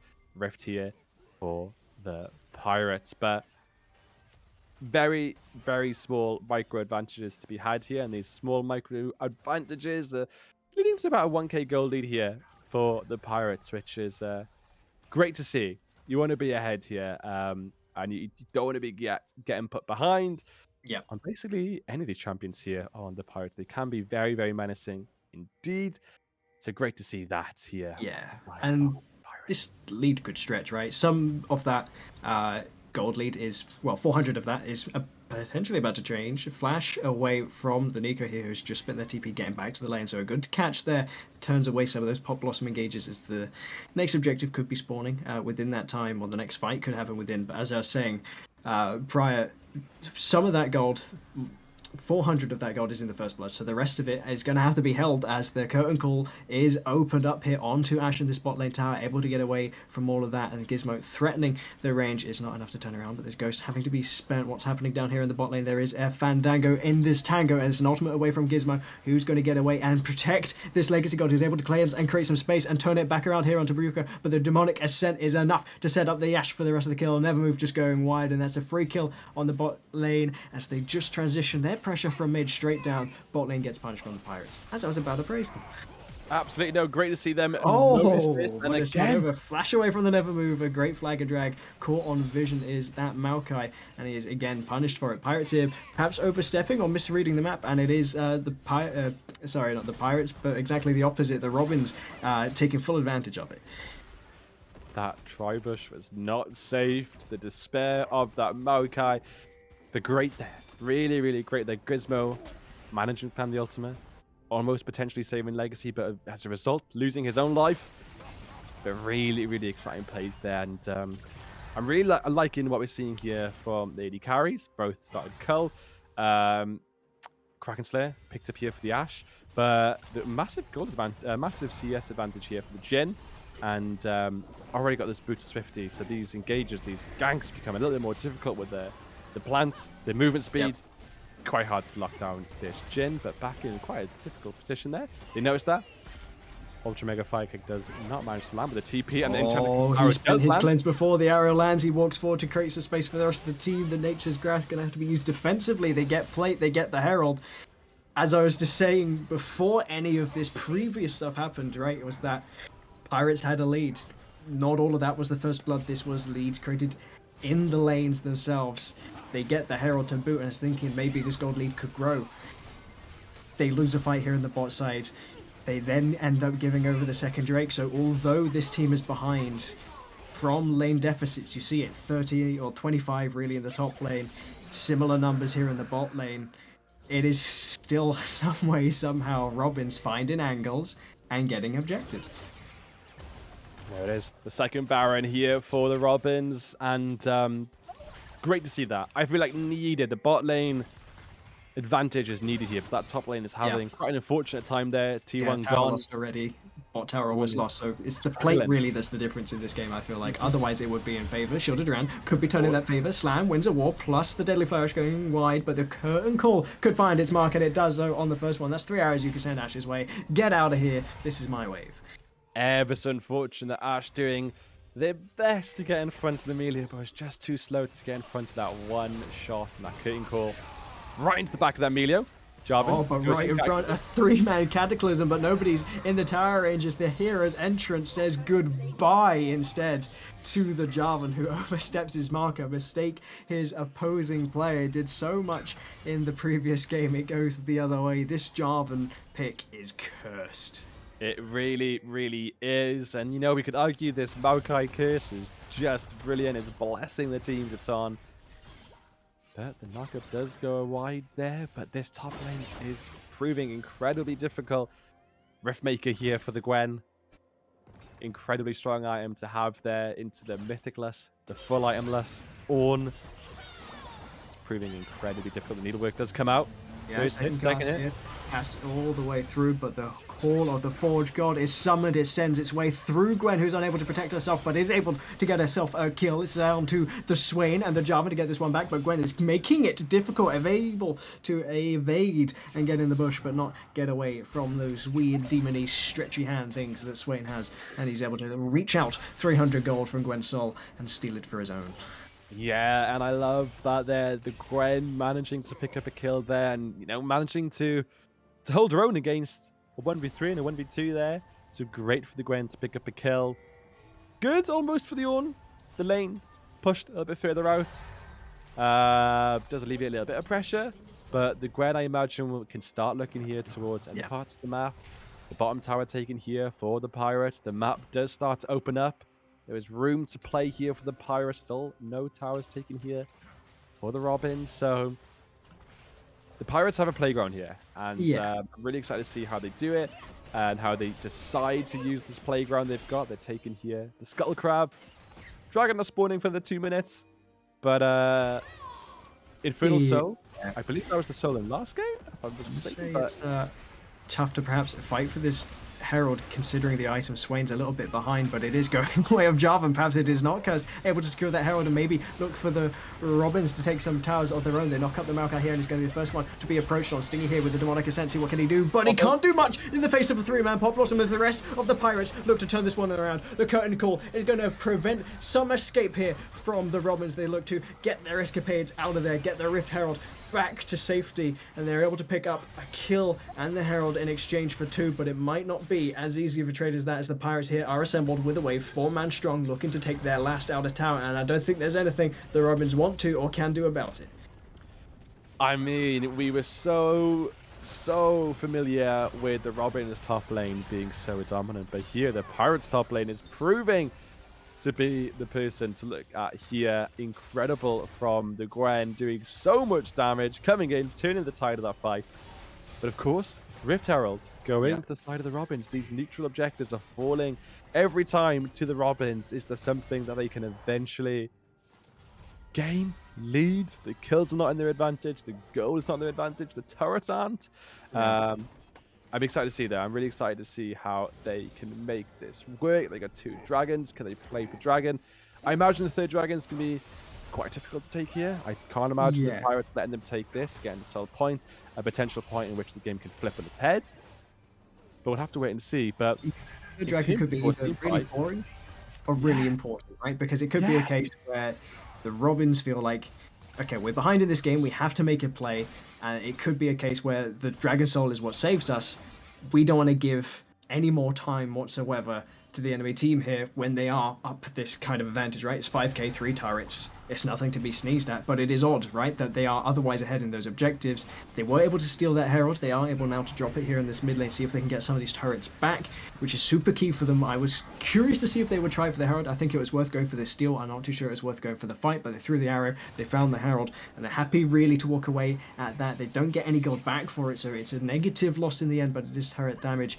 Shape Splitter here doing its best Hawk shot impression, but it is, once again, this 3rd Drake, as we say, could be super boring, could be super important. In this case, it looks like it could be super important, and it is here. Pirates looking to invade and encroach on this space and force out Robins from their soul point, and it is the snare, the deadly flourish, and it is deadly, so named appropriately as the curtain call is there to follow it. The 1,000 cuts, and they are just getting slapped with these wallets. Look at these item differences. It was worse at the Herald, it is now worse at the Drake, and it is going to be a Drake here for the Pirates, able to get their first objective on their scoreboard, and it is now looking to be them favoured as the Baron is shortly coming up as well. Amazing vision and the initial attack there on the side of the Robins, but the team fight absolutely went the side of the Pirates there, managing to land the root there on the Jhin, and that was enough there to land the roots as a subsequent from the Nico. An amazing Pop Blossom to come through to secure a kill, and it was just great to see all around the Pirates managing to take that team fight quite convincingly. The first dragon on their side of the map now, which is great to see, and this Gwen continues to be a menace in this top lane, continuing to push Riftmaker, Nash's Tooth, and only a mini normal pair of boots. But with the abilities that you have on Gwen to be able to maneuver, maybe not needed so early, and I like to see that there. But look at that CS advantage and on the Pirates. Look at that. What's that? 52 CS advantage there for the Gwen. This one, not so promising this time around. Maybe we'll see when he gets his first mythic, Masterworks start coming out. Maybe the ore will start to become a little bit more impactful. But look at that. Is like watering. My face is actually like crunched up looking at that. That kind of hurts. The good news, at least you could, as a Robins fan, the good news here is that if you can deal with the Gwen, the rest of the game is approachable, right? There is CS advantage still and gold advantage in favor. Not gonna like mince any words there. It is still an advantage for Pirates, but it is halved basically after you take a Gwen out of the equation. It's just, what is it going to cost, right? Baron's on the cards. If you get Gwen and trade your lives for it, that's also going to be the Baron. So there is not a lot of room for you to play around with trying to shut this Gwen down at this point. You have to try and find her isolated on the lane. Speaking of isolated on the lane, we have the Ornn here getting brittle stacks onto that Nico and getting some damage down in exchange for damage back. So it's kind of pick and mix, but really I'd love to see here the Robins kind of just farm it out, maybe play for the Dragons instead of the Barons, but you're already down the towers. It's such a hard objective to give. It's just a case that I feel like item spike wise is so much preferring the Pirates. You're already looking at second items. You're only really completing your first, getting to your second in most, in some of the cases here for the Robins is kind of steep to climb, the 6.8. It feels maybe bigger than it is at this point already, and we've seen the Pirates absolutely dominate from less positions. It feels like we've seen them be hard to put out at even positions, thinking back even to last game. So Robins have their work cut out to try and balance this one back out, but they did it before. They absolutely did. And what I love to see here, this Gwen going to back, but I feel like they've got themselves a little mission on their hands. They're refusing for that wave to fall beyond the halfway point, and the wave, as a result, is constantly pushing into the Robins, and no one can really answer this Gwen. Cryo as well with the Baron on the board, and it's giving them the ability here to reach into the enemy jungle, invade onto the red, but they're looking to take more than just that, as there goes the jungler. It is a lethality job, and that boy is a squishy one.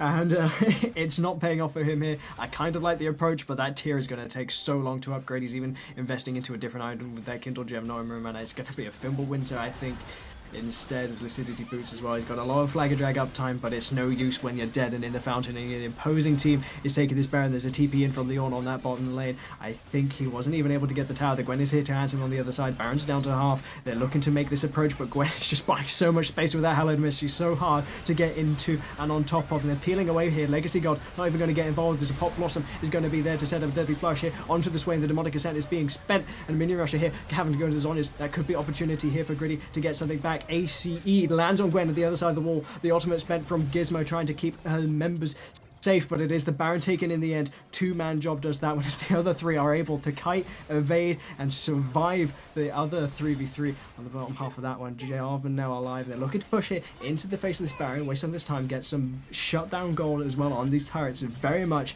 appreciated, I think, but I don't know if it's going to be worth the Baron. It depends on how they deal with it. 40 seconds, however, until the Drake. Perhaps they can shift this momentum towards that objective. And I mean, I love how you said the Legacy God was staying on that Baron. Didn't need to leave the aggro and lose the health they had diminished there on the Baron. They managed to keep on it.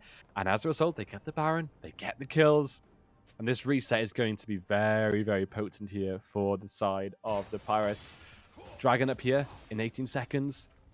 No soul points to be had here, but will it be the second dragon here for the Pirates? Very potentially for the Pirates, because Baron, Gwen, there's a lot of damage to be coming out here. They lost the team fight previously, and I feel like the advantages have only just gone further into the side of the Pirates. I don't know how they win this team fight right now. They noticed that. The dragon here goes very nicely here into the Pirates. They're starting to slip away now, potentially, from the Robins. These players on their team are incredibly, incredibly strong. And again, these Drakes are good, as you say, for the Gwen, right? Who's just completed the boots, but of course leaning towards the Rabadons. The value you get on Rabadons with the Infernal Drake in play is a little bit extra good. We already mentioned some of this AP. It's been kind of secretly spread across this team as being kind of potent. Zonya's to be completed here for the Nico means that the Infernal Drake... the Infernal Drake means, that the purchase of the Zonyas is not going to really put them behind so much in damage as you would normally. Jin, of course, absolutely loves it, has now completed his third item as well, so this team is looking pretty much at its peak, and they have everything they kind of need. They had the Baron, they now have double Infernal. It's just a case of making sure that you can crack into these base turrets without it being a problem, but you can see the amount of pressure Gwen's putting up. It's going to be hard to keep this top side clear of this vision. The bot side is definitely stacked with vision after that Drake still as well, so yeah, even clearing out the wave. There's some of the flank there, opportunity being spent. There's no TP on this Ornn, he had to use it to get the lane. There's no TP on this Swain, he's taken the Ghost for the fight instead, so there it is. That's one turret gone. Gwen looking to take the second. That bot wave is being ignored because they think they could get an inhibitor. I think that's what it looks like to them. It's up to the Robins now. It really, really is. Gwen, such a menace from that top lane, continuing to push and give her the Baron. Of course she's going to take a tower there, and it's looking difficult. It really, really is looking difficult here for the Robins. Their backs are against the wall. There's almost a 10k gold lead here, and a Baron on the Pirates. It's difficult, and it's going to be incredibly difficult to fight into this Pirates team. As you say, she's building into the Rabadon. She's got that now. She's got 2 Infernal Souls, giving her a little bit extra AP. She's strong. She's incredibly strong, and I won't be surprised if she one-shots someone or manages to kill them very, very quickly, especially with Emilio. Ashe, very low HP champion. Yeah. But we see the shot being spent here for the Robins. This could be their last chance for this game too, and it is a good one, to be honest. Pop Lawson can't even complete the arrow, sets it up with the Call of the Forge God. We saw it so successful in game 1. Jarvan finds herself a flag, able to get her flag out as well. The Call of the... Not the Call of the Forge God, the Call of the Curtains is going to be waving goodbye to that team fight, and some of that Baron pushes. 2 members are shut down for nothing. And there it is, Gwen missing. Where was she in that team fight, having to commit the TP to come in, but it was too late. And for the Robins to notice that, the star player, the MVP right now on the side of the Pirates, was not there. They noticed that advantage. In they go, beautifully set up, really, really lovely enchanted crystal arrow, Call of the Forge Gods. The CC was layered so well. And there it is, a team fight win here for the Robins. They're not calling it out just yet. They have faith. They've done it once. They've taken down the Pirates once before. They can do it again. Still a big hurdle to cross here. And it's not going to be easy. But Zonya's picked up here for the Nico. That's great to see, because Pop Blossom in, Zonya's up. And it's difficult. It's difficult to come to. You didn't get the chance last time in the last team fight, right? Which is for sure. So that Zonya's could be something worth keeping an eye on for future fights. It's something as well, good credit, right? As you say, the CC layering on this team is super effective. Milio able to keep members alive in the back line, super effective. As you say, they're definitely squishy, caught them out, and they're gone. However, it's going to be difficult for Gwen to find those moments when they have to wade through so much, like the Swain with that Rylai's as well complete. Fimbulwinter on the Jarvan is going to do a lot better to keep him alive now. The Eclipse is going to be... I'm not sure how I feel about this build, but we'll see how it evolves. The CD, I think, is what's most important. Ornn is going to begin to start handing out Masterworks, and there is now that enhanced Gwynsu's. I don't know what it's called. I'm not that good of a caster, but it is still in Ashe's inventory, whatever it's called. So it is a case where the Pirates can't really Dally, right? Yes, they got caught out here at the base. The Robins are going to be good at this. This composition is, I think, pretty great at starting team fights when they want, and when you have to get to the enemy side of the base, it is seen coming, right? There is no evading vision when you're at the enemy towers, so you're going to have to be smart about how you push and set up these lanes. You're going to have to fight instead around these dragons quite convincingly as the arrow is spent as well as the call of the Forge God. We saw how this went before. How's it going to go this time as the Galliol is now coming in to reply, and he's going to set up a two-man taunt on the backside as Swain is going to try and create some space to taunt it up. Ash is still alive on the backside. She's got Cozy. She's got a campfire. What else can she do in this team fight as it turns to back around? That CD on the flag and drag is important. It got him another one, and that's a shutdown here onto the Maokai. It's a takedown here onto the Nico. What else can they get? They can get a taunt. They can try and turn it around, but the Winds of War don't do anything. That Fimbulwinter was a lot of shielding. A double kill here for the Jarvan. I said that build was troll, but he is trolling us now as he gets shut down in the back. I thought he was turning that. The Ignite says no from the Gwen as they're now looking to make some more advances, but it is again another fight favored here for the Robins. They're taking it on their terms, but this time it's not in the base, it's in the middle of the map. Absolutely. You're spot on there, Brett. I mean, so exciting there. Another by the Enchanted Crystal Arrow this time does go wide. With the call of the Forge Gods does manage to smack at the Nico. The Cataclysm goes in. But with that CD, as we described in the Jarvan, you can Dragon Flag in, and eventually you can Dragon Flag back out that team fight, which is brilliant to see there. With a TB here behind them. Do they get this Dragon? Oh, knock up on Gwen, but she's able to get it in her front. The smite. Jarvan's cursed. Jarvan isn't. Maokai's got a curse for the NBC. I don't know what's going on, but Gwen able to take that one away with the tiniest snip as the little snippets of Dragon's health bleeps over, and it's now momentum. 3 Infernal Drakes shifting over to that Baron. The team has respawned. They didn't have to spend any vision setting up that Dragon. They're going to be fully revived, fully refreshed, and fully spent, and it could be the opportunity for Pirates to cement their momentum and swing it back in favor their way. That gold lead is still definitely them favored. Those shutdowns have definitely gone a long way to keeping Robins in this game, but we'll see if we can keep them out of the pit as Baruka here go on the Jarvan. He's going to be knocked up. He's going to be taken out. He's got no smite. He's got no life, but it is Gwen creating space at the back that gives them the berth for that second Baron. Can they do better with it this time? Can they push for more? But we'll have to wait and see as they begin to position themselves. They find themselves a wave. This time they're 5-man strong. They're looking for a curtain call. They're looking for opportunities. They've got the numbers advantage. Why wouldn't you? Odvari here hasn't got the ult for the Bramble Smash. They haven't got many ults on their side at all. They've got a Pop Blossom, but it's going to be hard to work this one out. Not ever taken form of a minion yet. You could surprise them with it if they don't count them, but instead we're just using force. We're catching Ornn, who's just slammed his face into a taunt. That's going to cost them the inhibitor. They're now 2 members down. Seconds left for Java to come back up. They're going to spend, they're going to try and get these elixirs. I think they're going to try and run to defend this Nexus, but the 2 towers are already gone. The arrow goes wide. It is a goal post, and it is going to game 3. The Nexus and the towers and everything just got destroyed so quickly. The Baron minions were smacking and knocking on the door of their base there. Amazing retort from the Pirates. Again, of course, we knew they could put up a very competitive game, and they did just that. Amazing response there from the Pirates. It was a great start, some frosty team fights maybe in the middle, but overall a great game plan there from the Pirates. And the top lane continues in both these games to be completely pivotal in both these teams' success. Gwen, Ornn, will we see them in the next game? I can't wait. We're going to Bronze Scrapes, Brett. Yeah, we're going to Bronze Scrapes. It's what we asked for in the front of the day. I don't think we could really ask for less. Many perhaps you could think about some of the adaptations whilst as production. I don't know if we can get maybe like a poor version of Silver Scrapes with like it's slightly low quality, maybe like a flute in there, make sure it's like as bronze as possible. I don't know if there's one out there or not, but if you can have a look for one, that'd be great. And Minicon, back to you, thinking about these adaptations as we think about how this game ended and went better for the Pirates. Perhaps what changes the Robins want to make, or maybe even some lessons the Pirates have, but it seems they learned them at least in some cases from game 1. Yeah, absolutely. Do you know what? I think firstly, talking about what we'll see the same, the Ashe, the Melio, I feel like again, maybe less potent this time around, but the arrows and the hook shots still incredibly valuable. And I feel like that would not be surprised to see that come out again. But the Ornn, this time, not the menace we saw in the first game, and it can't be understated just how far behind that Ornn was for the vast majority of that game. Gwen, though, a great answer into that Ornn. So Yeah. I feel like if they decide to ban the Ornn or let the Ornn slide, they've got answers.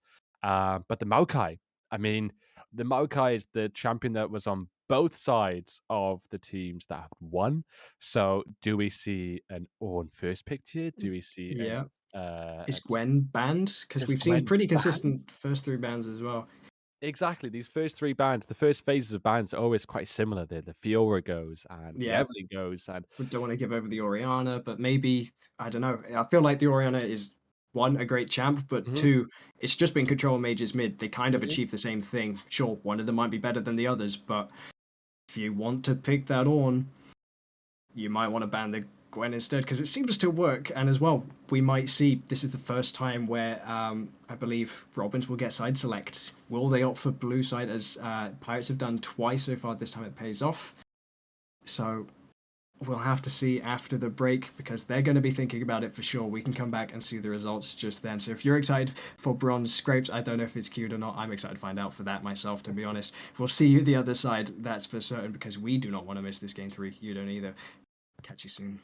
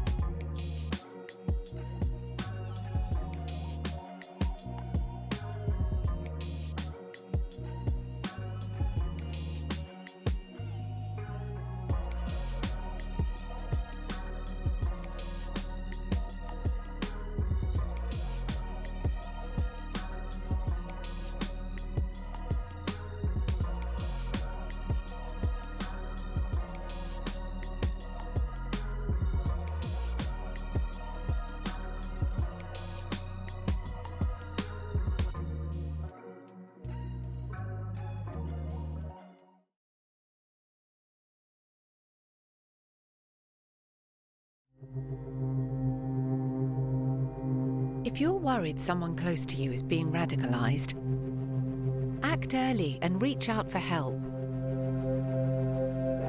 We give advice and guidance, and together with other organisations, we can put the right support in place. Without it, your loved one could be drawn down a dangerous path. So we'll work to help them escape it. You won't be wasting our time. And if you act early, we can help before it's too late. If you're worried that someone you know is being radicalised, visit actearly.uk.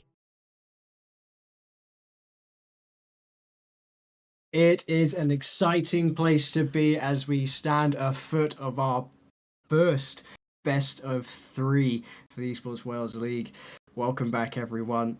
Sorry, there wasn't any bronze scrapes. I thought about committing to doing my own, but I'm not that brave. But the point stands. We are at a game 3. The sides have been swapped. Robin's now on the blue. Everything here is to play for in our elimination semi-finals. And I think saying we are excited would be putting it mildly.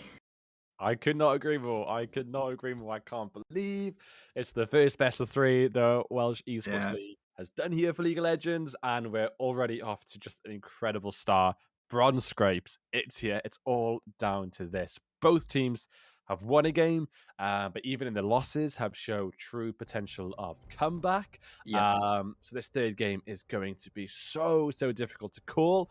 I really couldn't split the pie either which way. So I'm really excited to see how it all pans out.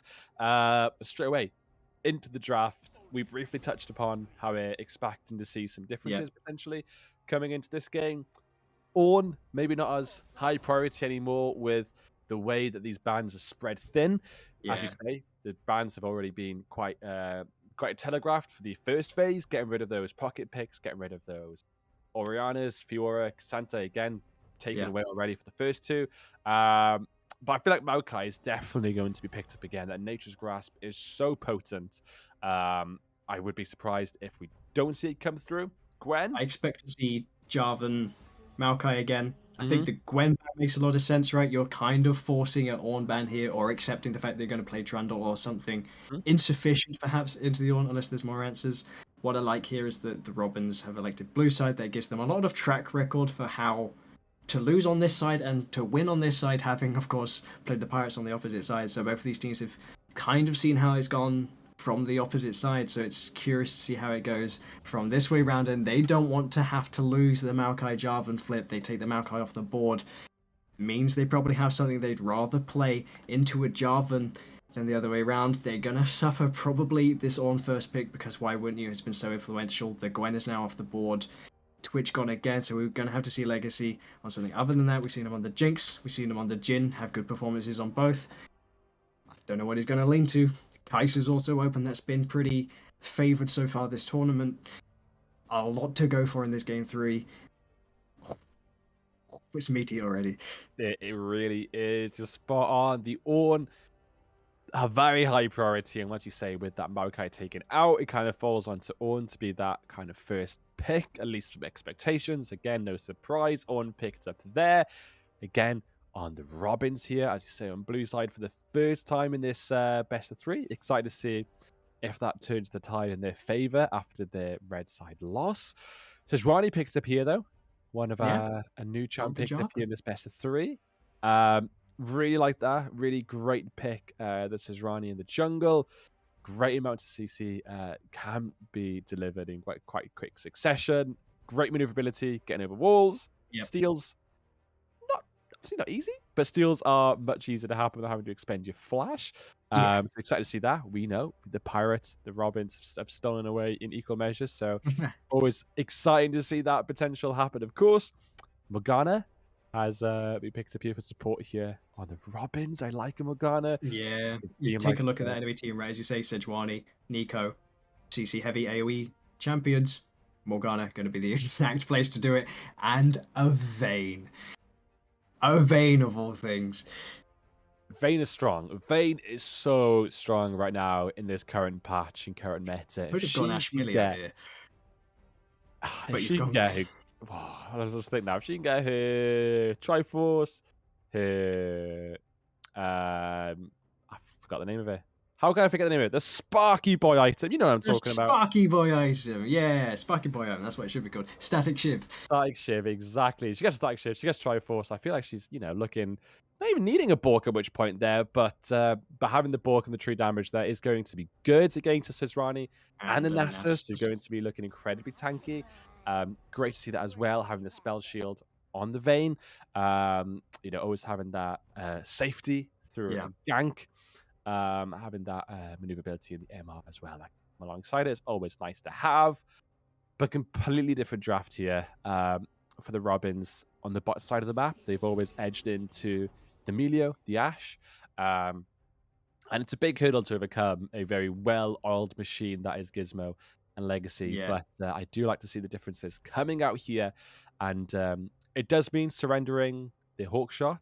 They're going to be reliant on their vision, their wards they're putting down, maybe more so than before. But great to see that team fight potential with the Vayne. It is so honestly so potent. Yeah. I'm excited to see how And in a game how 3 far as it can well. scale. I hope it scales far. We'll see. But Nasus here, really interesting for a game 3. Honestly, you're putting your eggs in the basket that you're hoping to get farm, lots of farm, and then take over the game towards the mid to late part of that the game that we're going to be having on our hands. Hopefully get to that stage for the Nasus.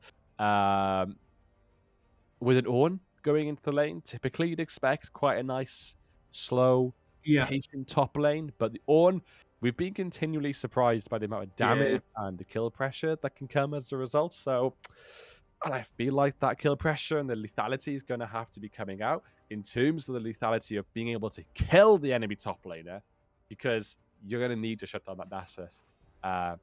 Especially here, the Alistair, the Nasus, this is Rani, picked in here. Very tanky. But speaking of tanky, do you get Silas mid here? Alistair's a great ultimate to take away. Yeah. Excited to see what they edge in here for the mid lane, but they've gone for a Janna. Could be Morgana jungle. Yeah.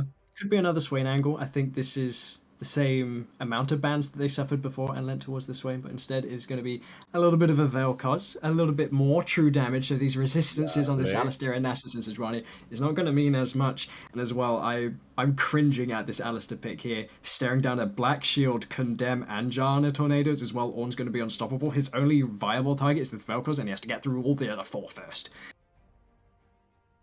It's going to be difficult for this Alistair to get, not to get in, Maybe but not to as be able to land any difficult meaningful CC. now that you can wipe away a Dark Binding and the Bolt from the Condemn and a Janna Tornado with a simple press of a W, Samira following up with that engage. So, yeah, this bot lane is gung-ho.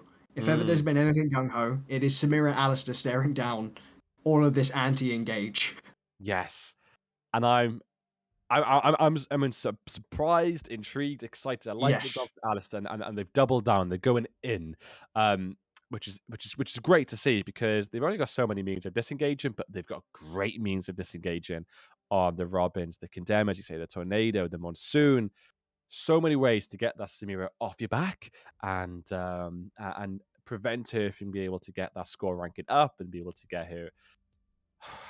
The ultimate's giving me PTSD, if anything, but preventing that from coming out and the Inferno Trigger coming out and dealing absurd amount of damage. But it's going to be hard to get that off. There's a lot of means of preventing her from getting any attacks down, being able to stack it up.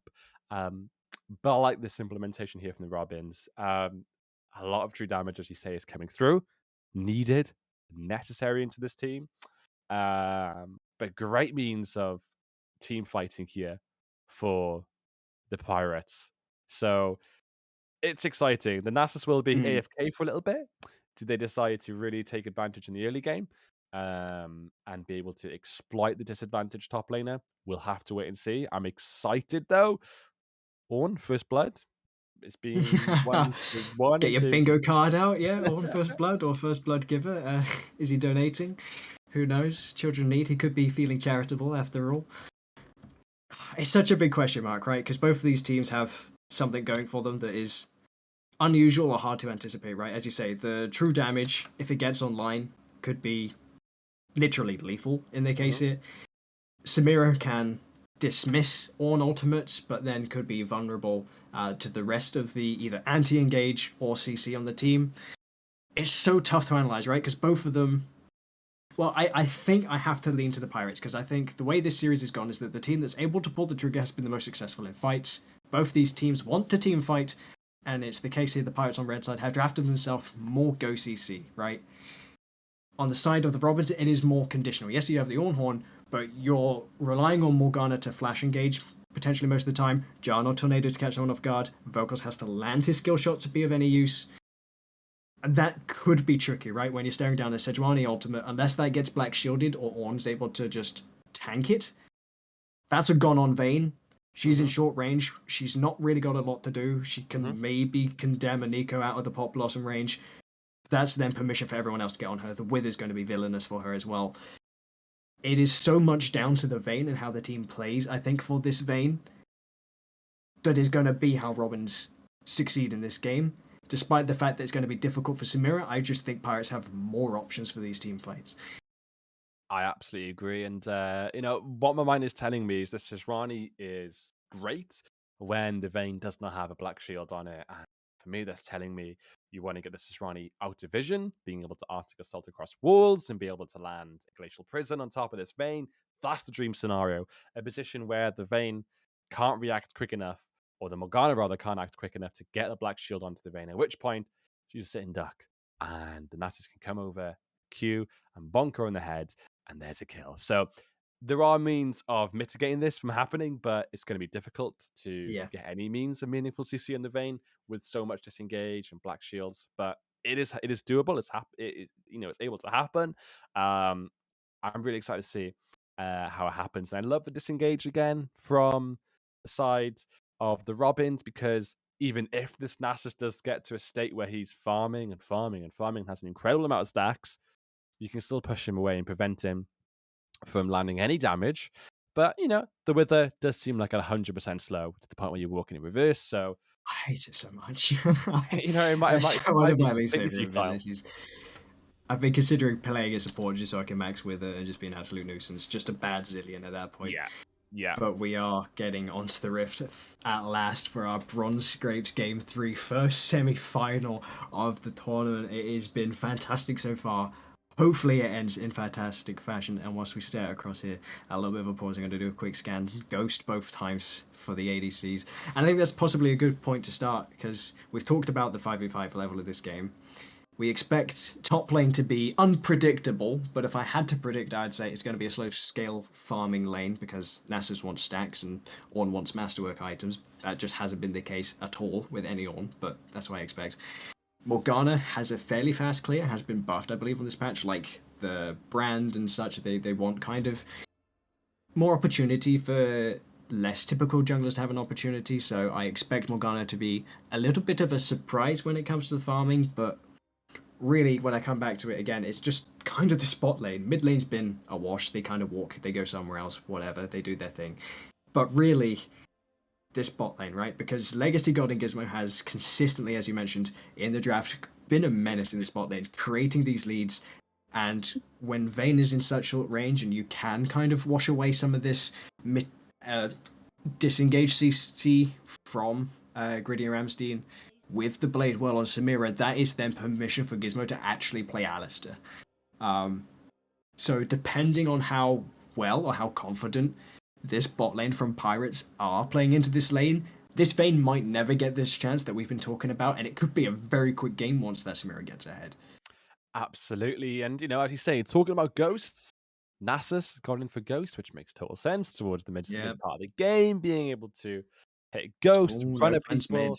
And, but this does mean that he's completely immobile in that top lane almost. If Ornn lands a knockup or the Morgana lands a binding, that's pretty much a guaranteed kill. The Ghost away is not really going to do a whole lot when you're CC'd up. So Yeah. I wouldn't be surprised if the Morgana wants to maybe start bot side, rotate top lane, get an early gank off potentially, put this Nasus on the back foot straight away.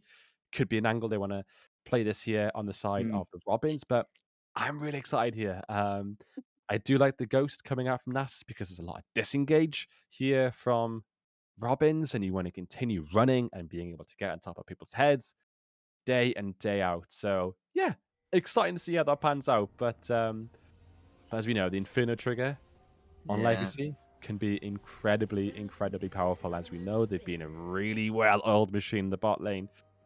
Do they let them run away with that immense AoE damage? They will have to wait and see. I'm excited for this one. I'm excited as well. And as you say, right, I feel like having to wait and see if Legacy has a good game is not much of a question. I think we've only seen him have good games this tournament, at least on the stream's case. And I mean, Pirates, they won last season, right? The fact that they've gone to a game 3 here in the semi-finals is exciting to think that they could be back to see the finals as well. It's probably going to be on the case for this bot lane to have this consistent performance to make sure they get to this finals and have a chance of defending their title properly. And God, we're into this game because I don't think I could wait much longer. Minions have spawned. The game has started. Wards have been placed. We have information here on perhaps where this run is going to start, where this Nico is, and where this Nasus is going to be. So that's opportunity already for Robins to make some plays. You maybe expect the Morgana to start bot lane, you said. Does seem to be the case, has backed in for sweepers, so she might be able to sweep out wards if Nasus is given lane advantage. She's going to have to ghost away, but as you say, landing and binding. Ghost does not save you if you can't move whatsoever. So here we are in the start of it. It's Alicia from this bot side. Could potentially be some of the reason why they've been behind in their lanes if the jungle has been expecting a leash. That hasn't been the case. I think Phil Dravi most games. Of course, we missed the first bit of the first one, unfortunately, but I think we still caught the best of the action in that one. Hopefully catch some more of that kind. I can't wait indeed. Look at this. Already the emotes coming out. The BM, the respect. I'm loving it. This top lane, know they've got a lot of pressure on their hands. They've done incredibly well on either side of their games. You know, one game, the Robin's top laner has been completely formidable, and then vice versa for the opposite time. So yeah, we'll have to wait and see. It almost seems like whichever top laner gets advantage decides the game state by one means or another. So a lot of pressure, and the pressure is coming out already. Oh, a level 2 gank here from the Sedge. 2 camps gank on that top side. Make sure that Nasus is not getting the worst for wear. He was suffering out on those grasp stacks, I think. So, yeah, a little bit of pressure, a little bit of opportunity. Nothing ventured, nothing gained. Is going to be perhaps a little bit behind on this clear, but this Morgana has 12 camps to her name and is already venturing here into this bot side, has dodged this Tribush vision, gets the Tainted Field down, but nothing else.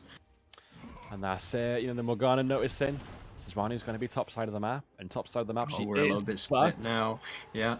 But taking away that blue buff here from the Morgana there. Great to notice that that bot lane gang from Morgana leaves that buff open. And she is eating away at those candies known as jungle camps, and she'll be very happy with that indeed. As we say, Morgana had a mild CS advantage there, coming in lane with a lot of CS, but is going to lose out quite a lot here. Yeah, not having the lane pro means those pings from Nico coming down, and bot lane gets the wave push and then able to rotate back to the jungle. Morgana can't actually steal away. Single camp has to then come top side because there's nothing in either bot side for her, and is going to find all but 3 wolves. Sedge could get a double scuttle here in this case as well. Maybe even opportunity here to gank this Vel'Koz, which... Oh, as I say, I'm so distracted by the minimap. Instead, it is Johan on this Nasus getting flashed on. Has got a flash of his own and is first blood for the Ornn. That safe scaling lane really coming through with those expectations. And I mean, totally, honestly, unsurprising that Ornn was sacrificing so much CS, but as a result, was trying to land as much poke as possible on that Nasus, continuing the bellowing breath, getting the brittle hits, and there it was, just enough damage, enough low enough health, managing to use that flash there to secure that kill, and Ornn 1 kill up against this Nasus. But a cloth armor purchased, boots, a little bit of resistance, a little bit of movement speed. Well purchased here for the Nasus to make him hopefully a little more difficult to kill. But this Ornn, as we say, the assassin, the bruiser, the tank, everything in between, is continuing to be a menace. No items crafted, no items built just yet. Still sit on the door and shield here, but still looking like his back is not too crooked just yet. Managing to keep it nice and straight up in the top lane, but is now edging in to a recall, more or less to get that mana, I imagine. I'm sure happy to stay top lane and continue the push, but the mana was telling him otherwise. Yeah, and this is a pretty good read here from Nasus. You see him freeze that lane because he knows the Ornn can't really use his mana to shove it, and he can't really stick around to try and fight because, of course, as you say, Nasus now up the items and everything else. Ornn might as well just back and get his mana and let the wave eventually come back to him, but that CS advantage already double here for the Nasus. Going to be doing well, presumably on stacks then too. So, yes, Ornn's got that 300 gold, but it might be the case that he needs it because the Nasus is doing well for farm. Yeah, I love this top lane. It's two players clearly understanding their goals and their intentions this game. Nasus wants to stack. Ornn wants to continue eliminating and killing him apparently. Flash. Oh, as we go, as you say, Flash, exhaust as well onto the Vayne, able to tumble away from the exhaust, knock back from the Janna, evaded with the Blade Swirl as expected. So, X-Flash now available for the Alistar, can do this at a whim. Pretty fair trade, to be honest. X-Flash available for the loss of the Flash on Vayne, all at the exchange rate of an exhaust. So, again, this consistent bot lane without any real assistance, but with Jungle Visit is still able to create some advantage. And this is Rani here on the dragon, taking a nice early dragon here, which is great to see here for the Pirates. Hex Flash, as we say there from the Alistar. Yeah, knock back, headbutt, pulverize, able to find a Janna in the bush, and knock there, Flash, Ghost, Flare, hits the minions, gets in range, Flash, instead, forward from the Janna, and what you'd expect here, lands the double knock-up Blades Well here, is not timed well enough as the Condemn comes out the other side, there's oh god, he's got a Death Ray, and is facing down Legacy God, who's used his Flare, he can't get it back over the wall with the dodge, it's gonna go double kill there for the Vayne as well, and that's exactly what it's Ronnie executed. Oh my days, we have a game 3 on our hands and it's 3-0 start for the Robins. I honestly thought that Vel'Koz was going to steal away that dragon with that Q, but nope. Instead, the dragon had other thoughts and taking out the Sisrani. Ever so unfortunate. It was an early dragon take on her own.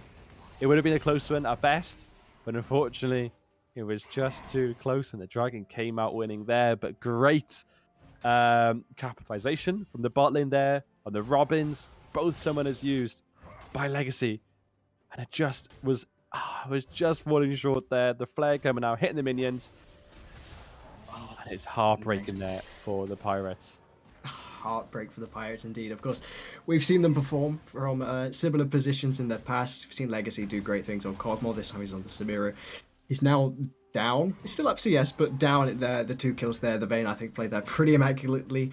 Able to time the Condemn for exactly the other side of that Blade Swirl was gorgeous. Vel'Koz being able to move. I don't think Nico was quite in range to do much about it. Sejuani, I think maybe watching the action didn't quite realise their health going low and ends up executing, losing time. Morgana is able to catch back up in CS, so it swings and roundabouts. They're down CS, but they're up kills. Absolutely. It's a little bit classic. We had something similar last game. Down kills, up objectives. This game's just as quirky. It absolutely is. Now, I'm really glad for the Morgana because, as you say, that's just Rani was stealing away camps, getting a real clear advantage in CS. But so much time was taken on that dragon, and unfortunately, the respawn timer as well, adding to that. It's allowed this Morgana to come back, bring and equal out this CS.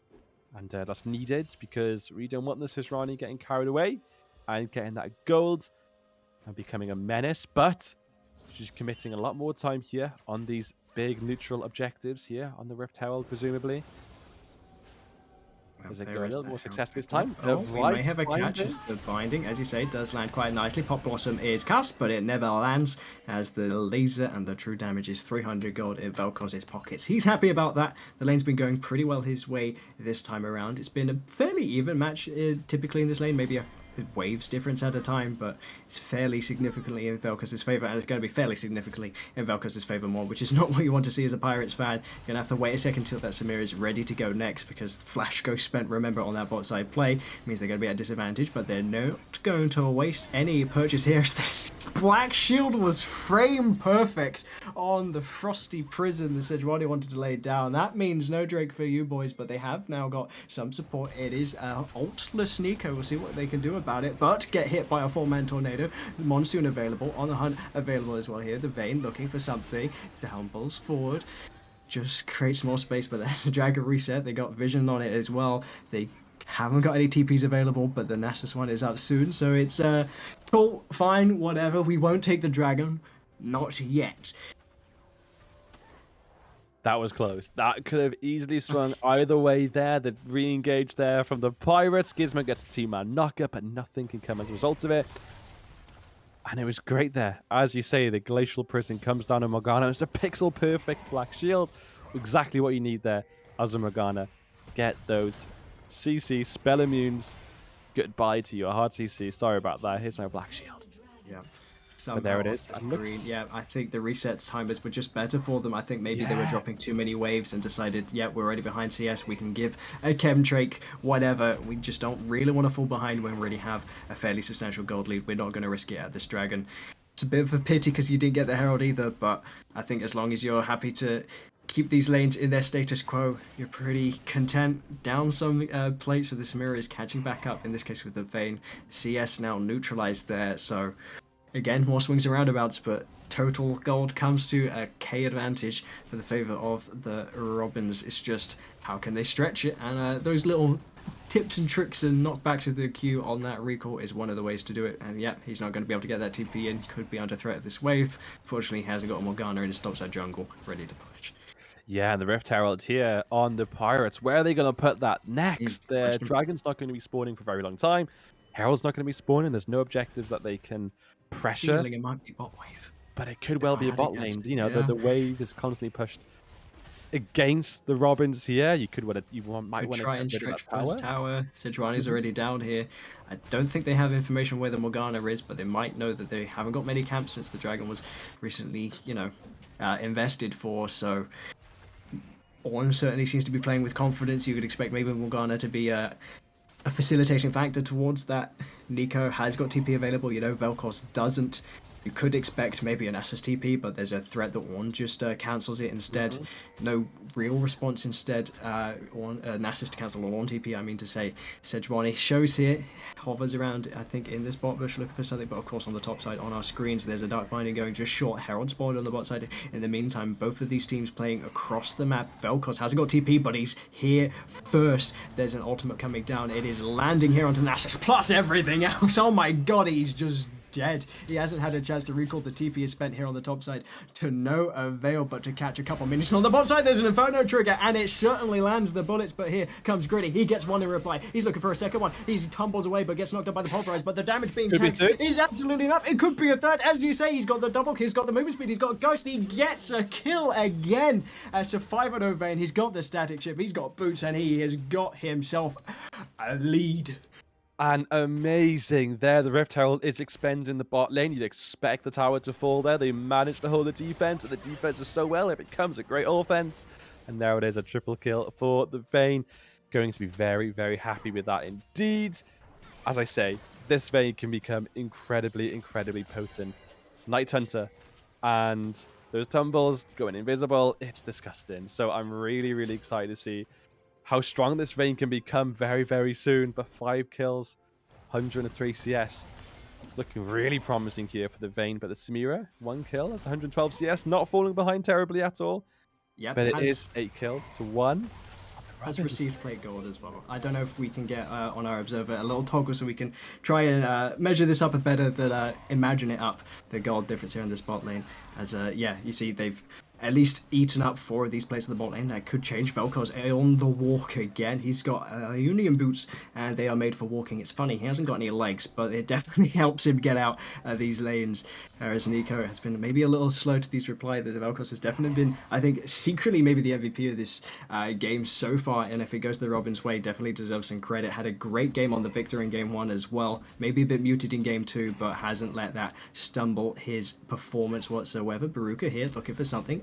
Called Binding. Starts, in fact, with the chains. I love this approach. Gets the movement speed on it as well. Exhaust here onto the Vayne. Buying this one out. Knock up here. Bladewall just late dies to the tick and the Vayne. And it's Gizmo giving that over. It's a 7-0 Vayne. That's why you lock it in the first phase. Speaking of locks in the first phase, it is locking up. This Nasus picked into the Ornn. They knew it was coming, and the grasp and the rest of Ornn's damage is coming as well. Perfectly spaced. It flashes away because the Sejuani is here. He's able to buy some time. He's able to buy by. An ultimate as well goes unstoppable. Unfortunately not in time to evade the ultimate, and that CC might get stacked as the Wither comes in. Johan able to heal up on the minions, and there's 300 gold to reply and a shutdown for the Pirates, who desperately need it right now. And look at that Vasir, the lifesteal on Nasus, almost absolute.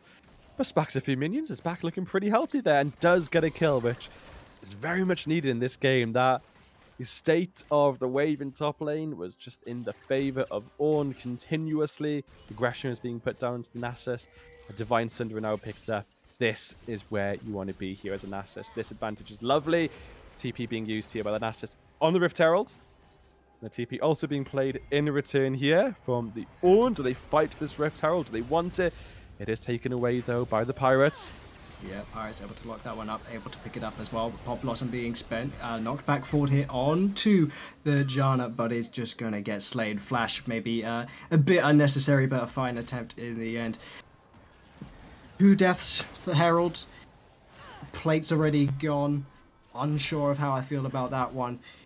More kills for the side, and at least they're not invested in Vayne, so you can't say all the eggs are in one basket. They are still a lot in Vayne's basket, but as we've said, we described a lot about this draft, it can be difficult to get on this Vayne. Looking at it, it's not a good angle. Maybe Pirates have counterpicked themselves here into the final hour, which it might be for them in this tournament, but Nasus looking to change our minds, gets the Ghost, and the Wither here onto the Ornn is able to outrun him. The chase to his tower has his full health when he gets there as well. The second caster Wither comes down, the Siphoning Strike is absolutely enough. This Ornn is now being stacked thanks to that Divine Sunderer, and that gank from Sejuani might be crucial in turning this one back into the Pirates' favour, staring down the advantages Robins have built. Yeah, and that fleet footwork, the Ghost, the Divine Sunderer, all playing in unison there just to run down that Ornn. No way for him to get out. And it's just enough there to secure that kill. And this is looking worrying now, potentially. Still a huge advantage here for the Robins, but Nasus that's beginning to run away with some kills. Stack minions. It's not promising. It really isn't promising, but there's still, again, a lot of disengage we have here in the Robins. They might not be worried too much. They built the comp around this, making sure that this Nasus doesn't get in their face, especially on top of this Vayne, who they definitely want to be making sure is kept in tip-top condition, because they're going to be dealing a lot of damage. And, it's great to see that the Robins, despite not having any of the Heralds, did manage to take first tower, and it did go into the Vayne. First tower gold. Nice couple of gold as well, continuing to stack on this Vayne. And, really going to become a menace very, very quickly. And there is means, though, from the Pirates to make sure that this Nasus can get on top of this Vayne if they land a nice Glacial Prison, potentially. But we'll have to wait and see. But this game, despite what the kills are telling us, I do think it's all to play for. It is all to play for. We've not had a full 5v5 yet. Both of these teams kind of want to 5v5, right? Yes, you could put on a Nasus on a side lane, but really this Nasus is perhaps essential to dealing with the Vayne. It might take some split pushing to get to that point, but considering the Vayne's already ahead, that's a little bit of a concern. You're gonna want some time here on the side of Pirates to make sure your Samira can really fight and contest for it. You have plenty to CC. Again, it's just going to have to wait until you're ready for that 5v5 to land all of these spells, but it's in case the Vel'Koz landed all these spells, and that's a solo kill here. It's the clutch plays and the comfort for the side of Robins that are just absolutely now establishing a lead and dominating with it, running away with their second tower now, as well as they just find a pick from nowhere. They might even stretch it to a second tower. They're 4 members united here. Nasus, he's farming up, he's waiting, he's biding his time, but Robins, they don't want to give it to them. And I love that there. Being able to take 2 towers is so important. Getting that mid lane pressure. Top lane is starting to run away now, but there's still no tower that has fallen. And as a result of that, that Nasus is sitting around the middle of the lane there. It's farming away aimlessly. Aimlessly, as you say, and he's not aimless with that Call of the Forge God. The Fury of the Sands is spent, so is the Chains, so is the Binding, so is the Knockback, Rooted, Airborne, put aside, stunned, condemned, and dead is that Nasus. He's pushed up on his side lane where you've watched 4 members of Robins walk into your jungle. Maybe the Pirates here are sat on their hands because they don't seem to be using their minds either. It's a little bit of a tricky position for them to be in, granted, but it is looking like they're falling apart. It's a Herald wasted, summoned in the mid lane here, not gaining anything but a chip whilst the enemy team is getting a tower. Yes, the Vayne is 8-0, but it doesn't seem to be much of a united effort to deal with it at the moment from Pirates. They can, as you say, it's all still to play for. You've not had your 5v5 yet, but the more they kind of leak this gold, the less that 5v5 is going to matter. It really, really is. 4 towers, the one here in favor of the Robins. The bounties have just come online now for the Pirates. They'll be looking forward to that, hoping to claw back that 6k gold advantage for the Robins.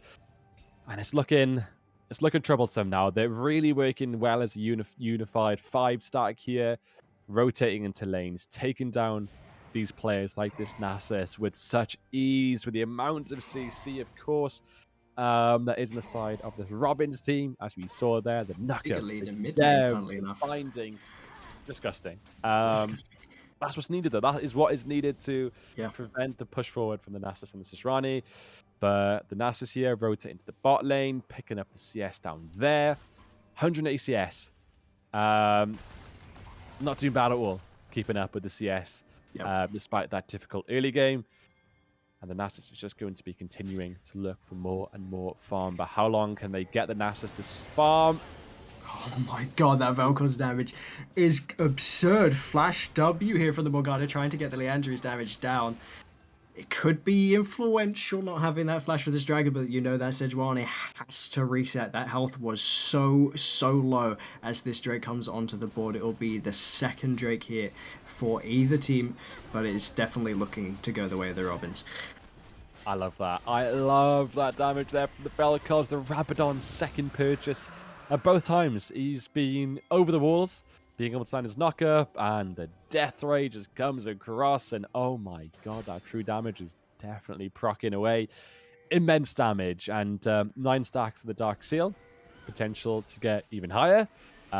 This Vel'Koz is looking incredibly potent, which is great here for the side of the Robins, because they've got a lot of AD damage, they've got a lot of AP damage as well. It's really hard to counter and build against the immense amount of damage coming through for Robins.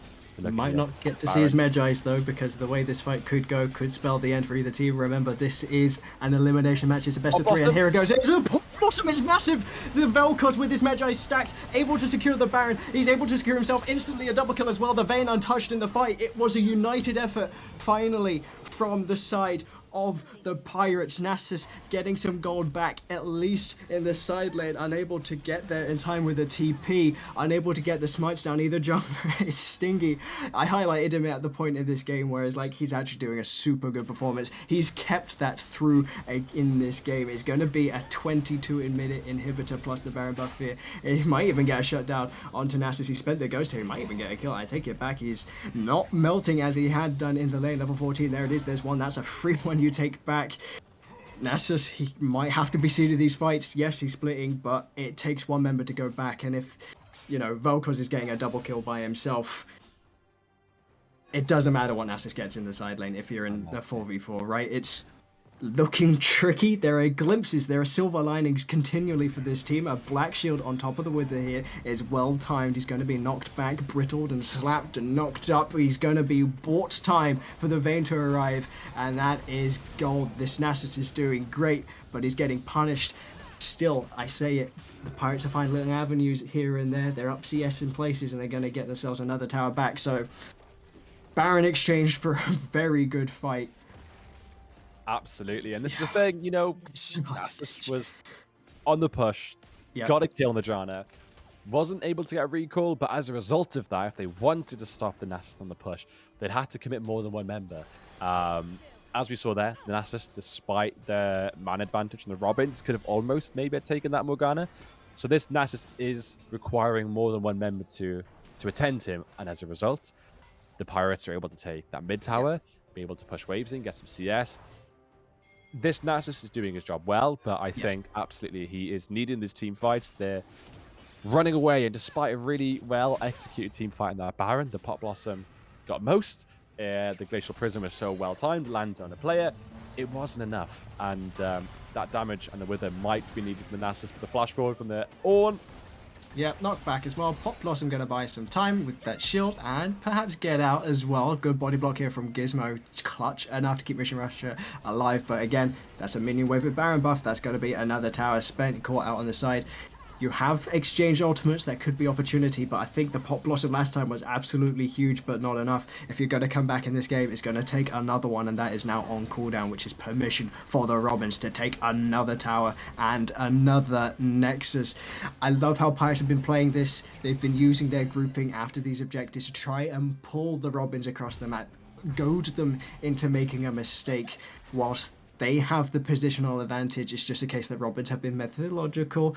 They have understood Pirates, their limits. They send enough members. Cool. We have bought time for them to come to top lane and spend their time on Baron answering us and not pushing. That's great. They're trying to take away and leak back some silver linings, as I've said before, from the advantages that Robins have had, try and staunch their aggression, but it has still yielded into inhibitors. It's probably going to look towards a third Drake here, and if this fight doesn't go their way, if they don't fire it, that might just be it, Vinny.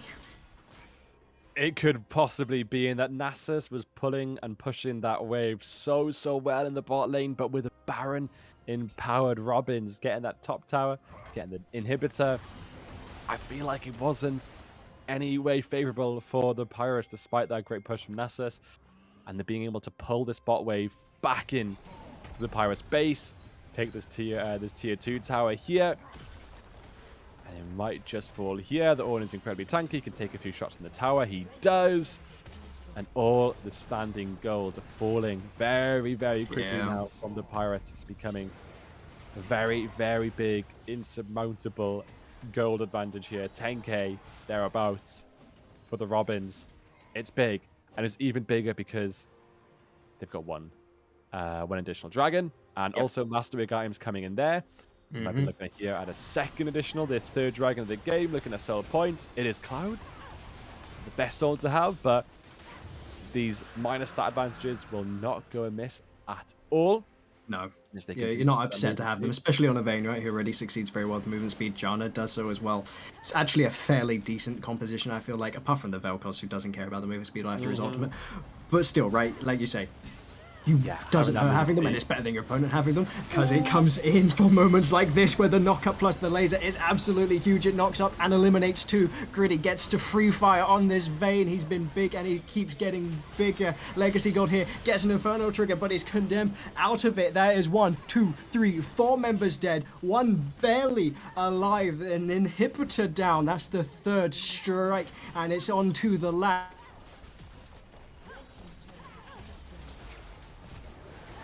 By the Vel'Koz of all things, and this is it. This completes the upset. It turns out that the Robins are bigger than the Pirates. They are not the losers. It is not the Pirates are better. They get upset 2 versus 1 in this match scores, and what a semi-final we have had. Congratulations, Robins. Congratulations to the Robins winning the first best of 3, the first semi-finals, moving forward now into the grand final, and they got to be feeling good taking down there the match favorites going into this there, the Pirates.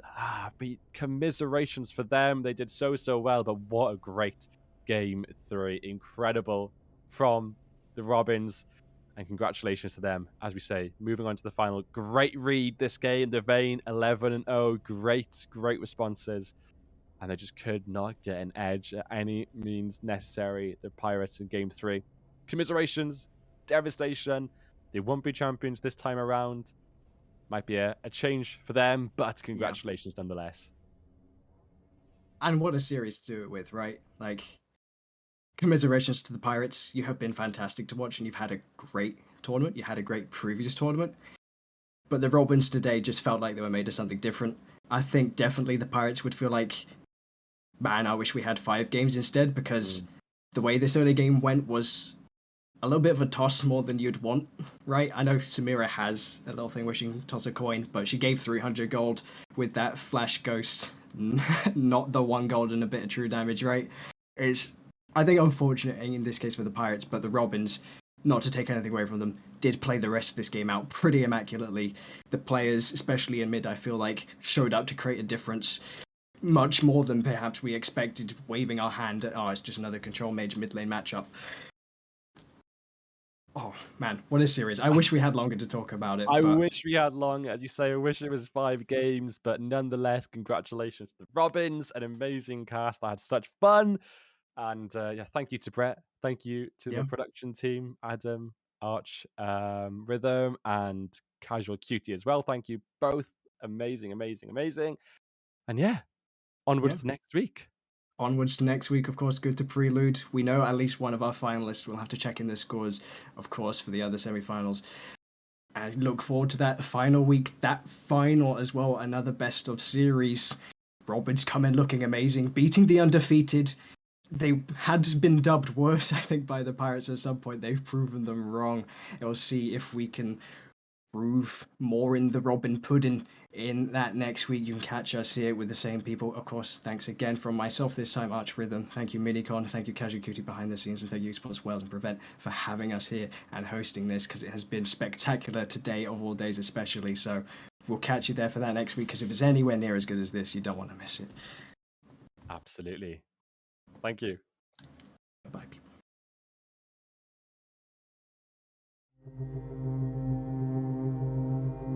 If you're worried someone close to you is being radicalized, act early and reach out for help. We give advice and guidance, and together with other organizations, we can put the right support in place. Without it, your loved one could be drawn down a dangerous path. So we'll work to help them escape it. You won't be wasting our time. And if you act early, we can help before it's too late.